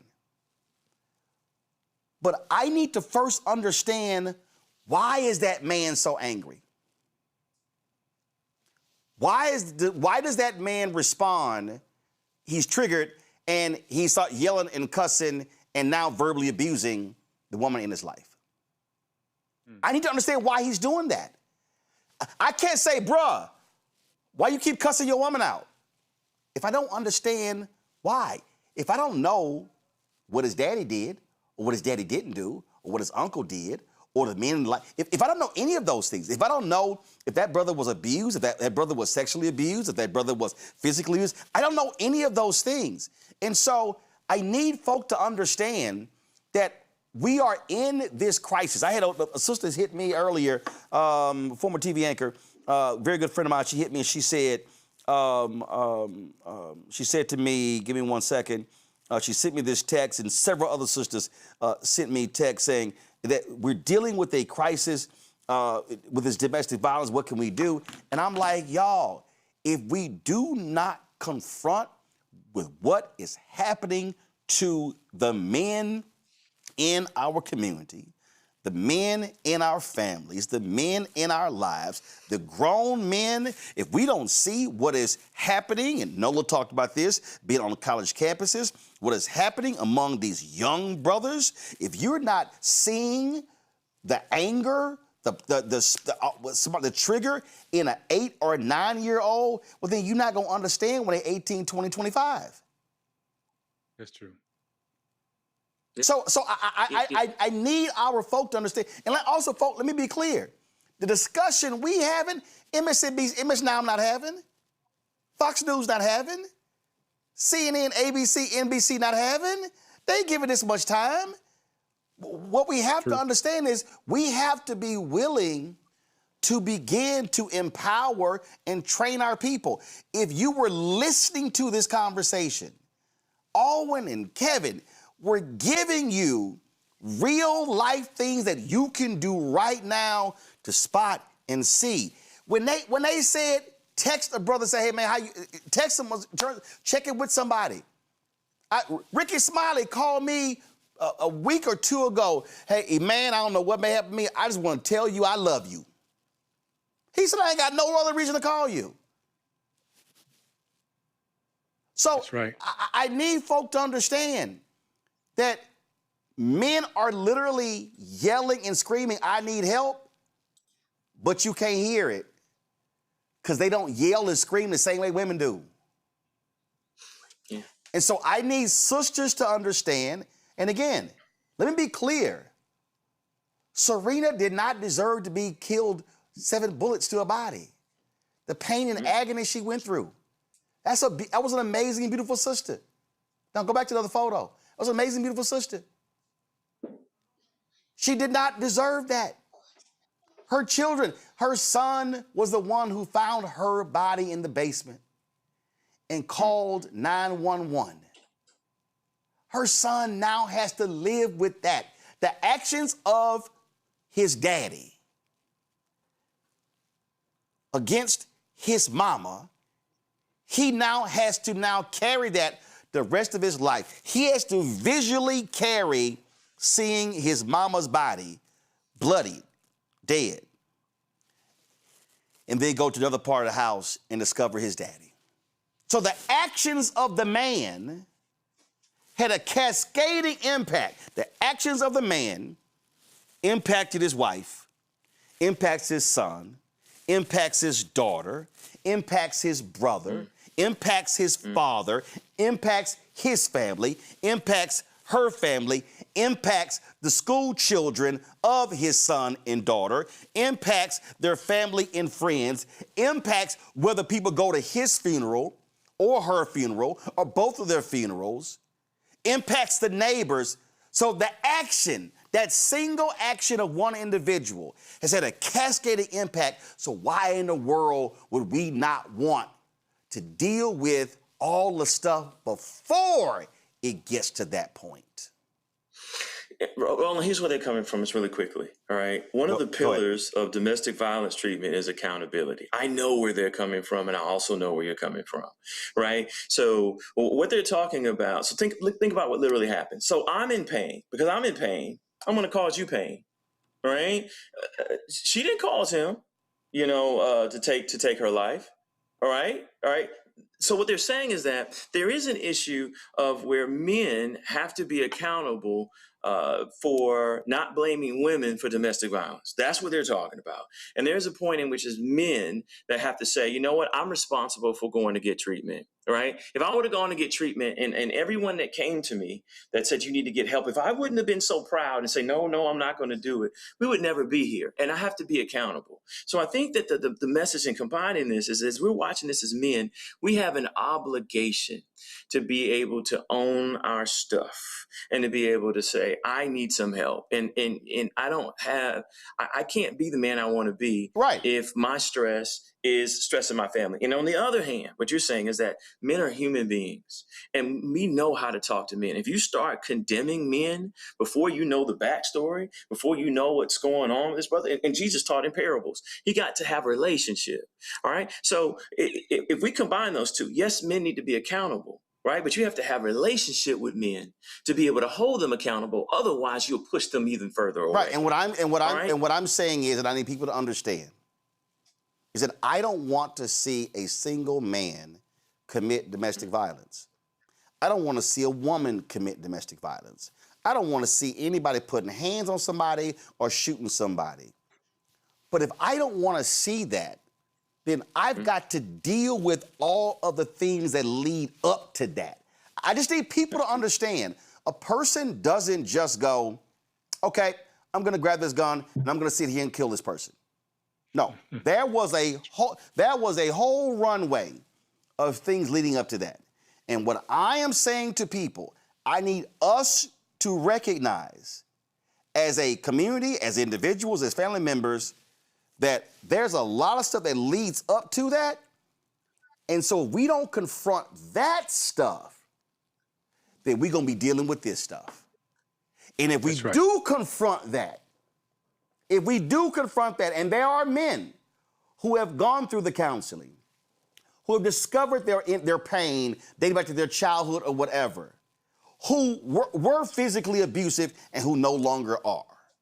So people say, oh, the person can never be healed. That's not true. There are examples of that. But what I'm arguing is, if we do not confront the real pain, agony that exists, and whatever the case, what is happening with a lot of these men who have experienced trauma and who are now taking it out on women and their kids and their family, their dog or whatever else, if we don't confront that, we're going to be right back here doing this story for another couple and another couple and another couple.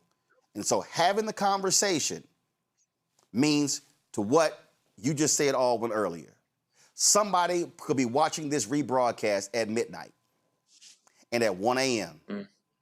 And he could be one of those brothers, or he might be the brother of one of those brothers, or the cousin of one of those brothers. And because we had the conversation, that person may say, damn, you know what? I'm seeing it in my boy. I need to send them a text right now. That's why you have to have the conversation. Kevin Washington. Roland, thank you so much. Thank you so much. Thank you so much. Thank you for having this conversation. Dr. Kevin Washington, Dr. Alwyn Tart, I certainly appreciate both of you. Let me thank Nola for being with us. Let me thank Greg for being with us. Let me thank Scott for being with us. There were a lot of stuff that we were going to get to, but again, I could run that stuff tomorrow. So Morgan, sorry about pushing you. My Shop Black Star Network guest, sorry about pushing you, but I wanted to give this the appropriate space and time needed because, again, there's a lot of people hurting. And again, I was shocked and stunned, and I had this urgent alert call. This is from a Boule gathering. This is Justin and Serena.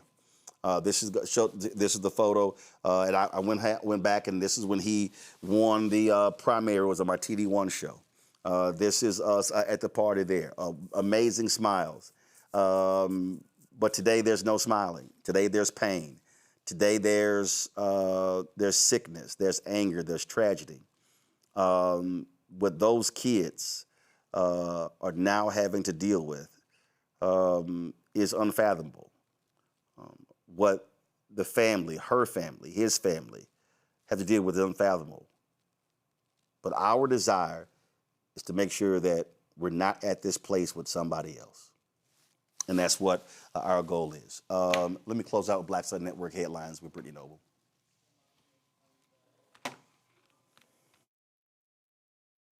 The NAACP filed a lawsuit against Elon Musk's XAI this week, alleging that the company is illegally operating methane-powered turbines that emit dangerous air pollution at a massive data center complex near Memphis, Tennessee.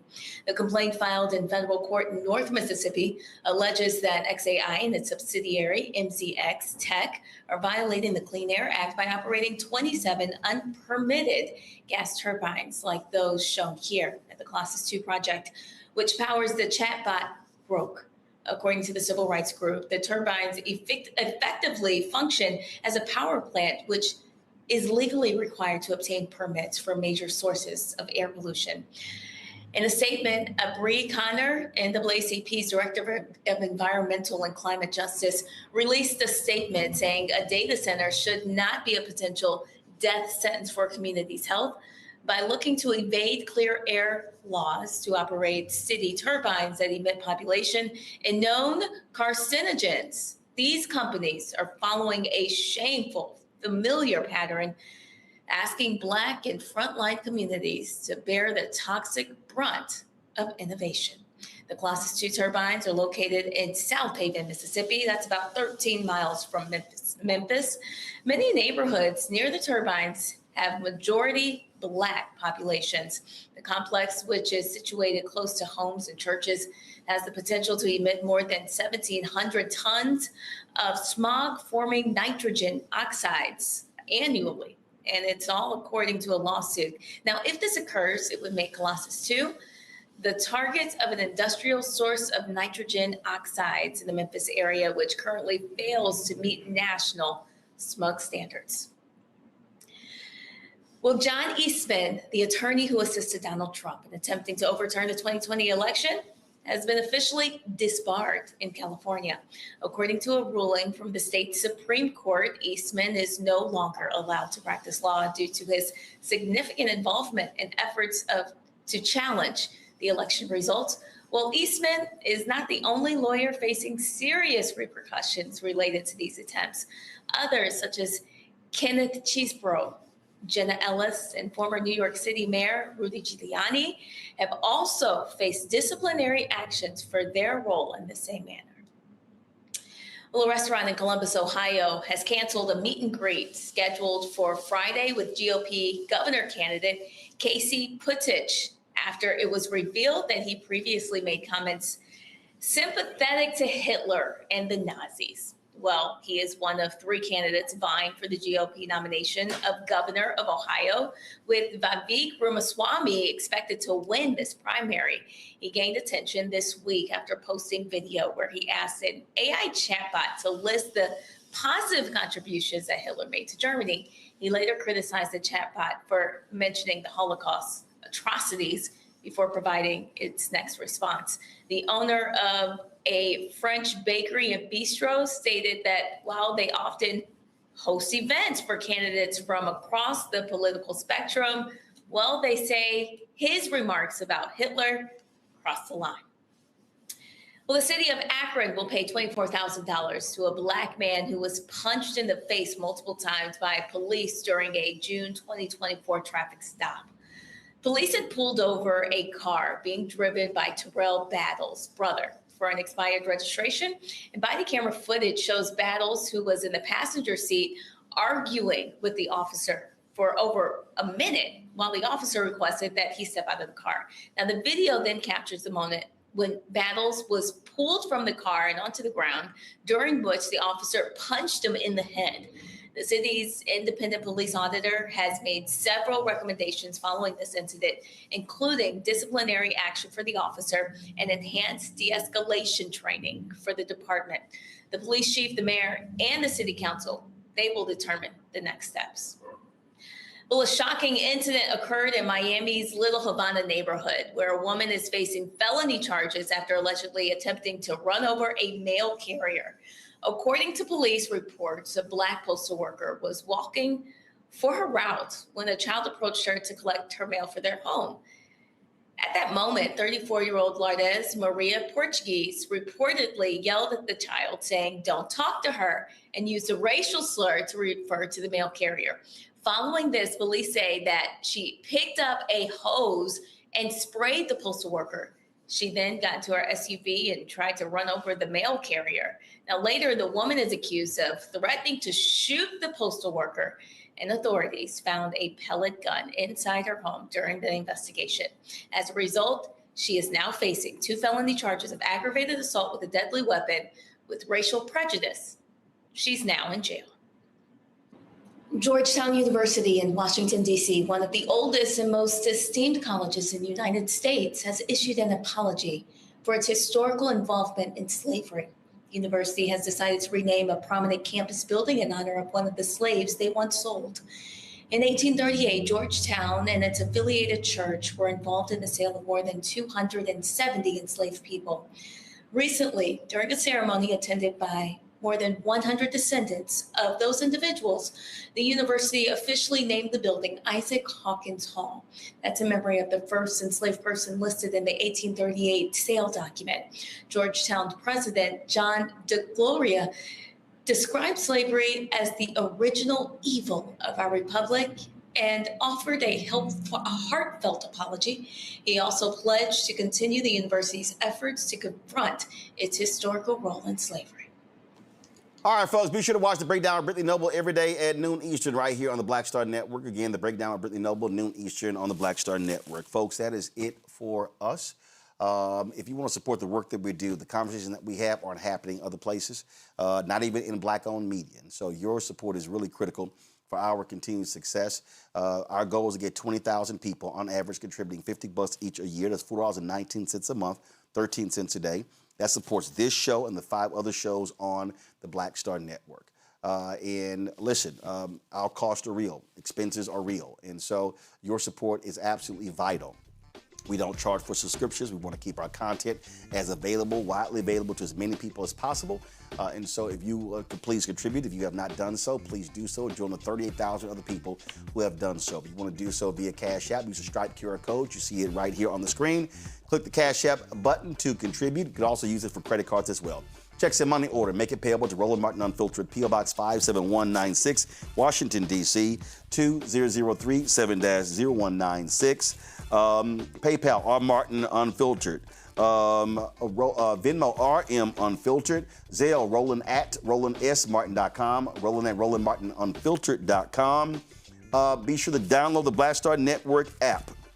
iPhone, Android phone, Android TV, Apple TV, Amazon Fire TV, Roku, Samsung Smart TV.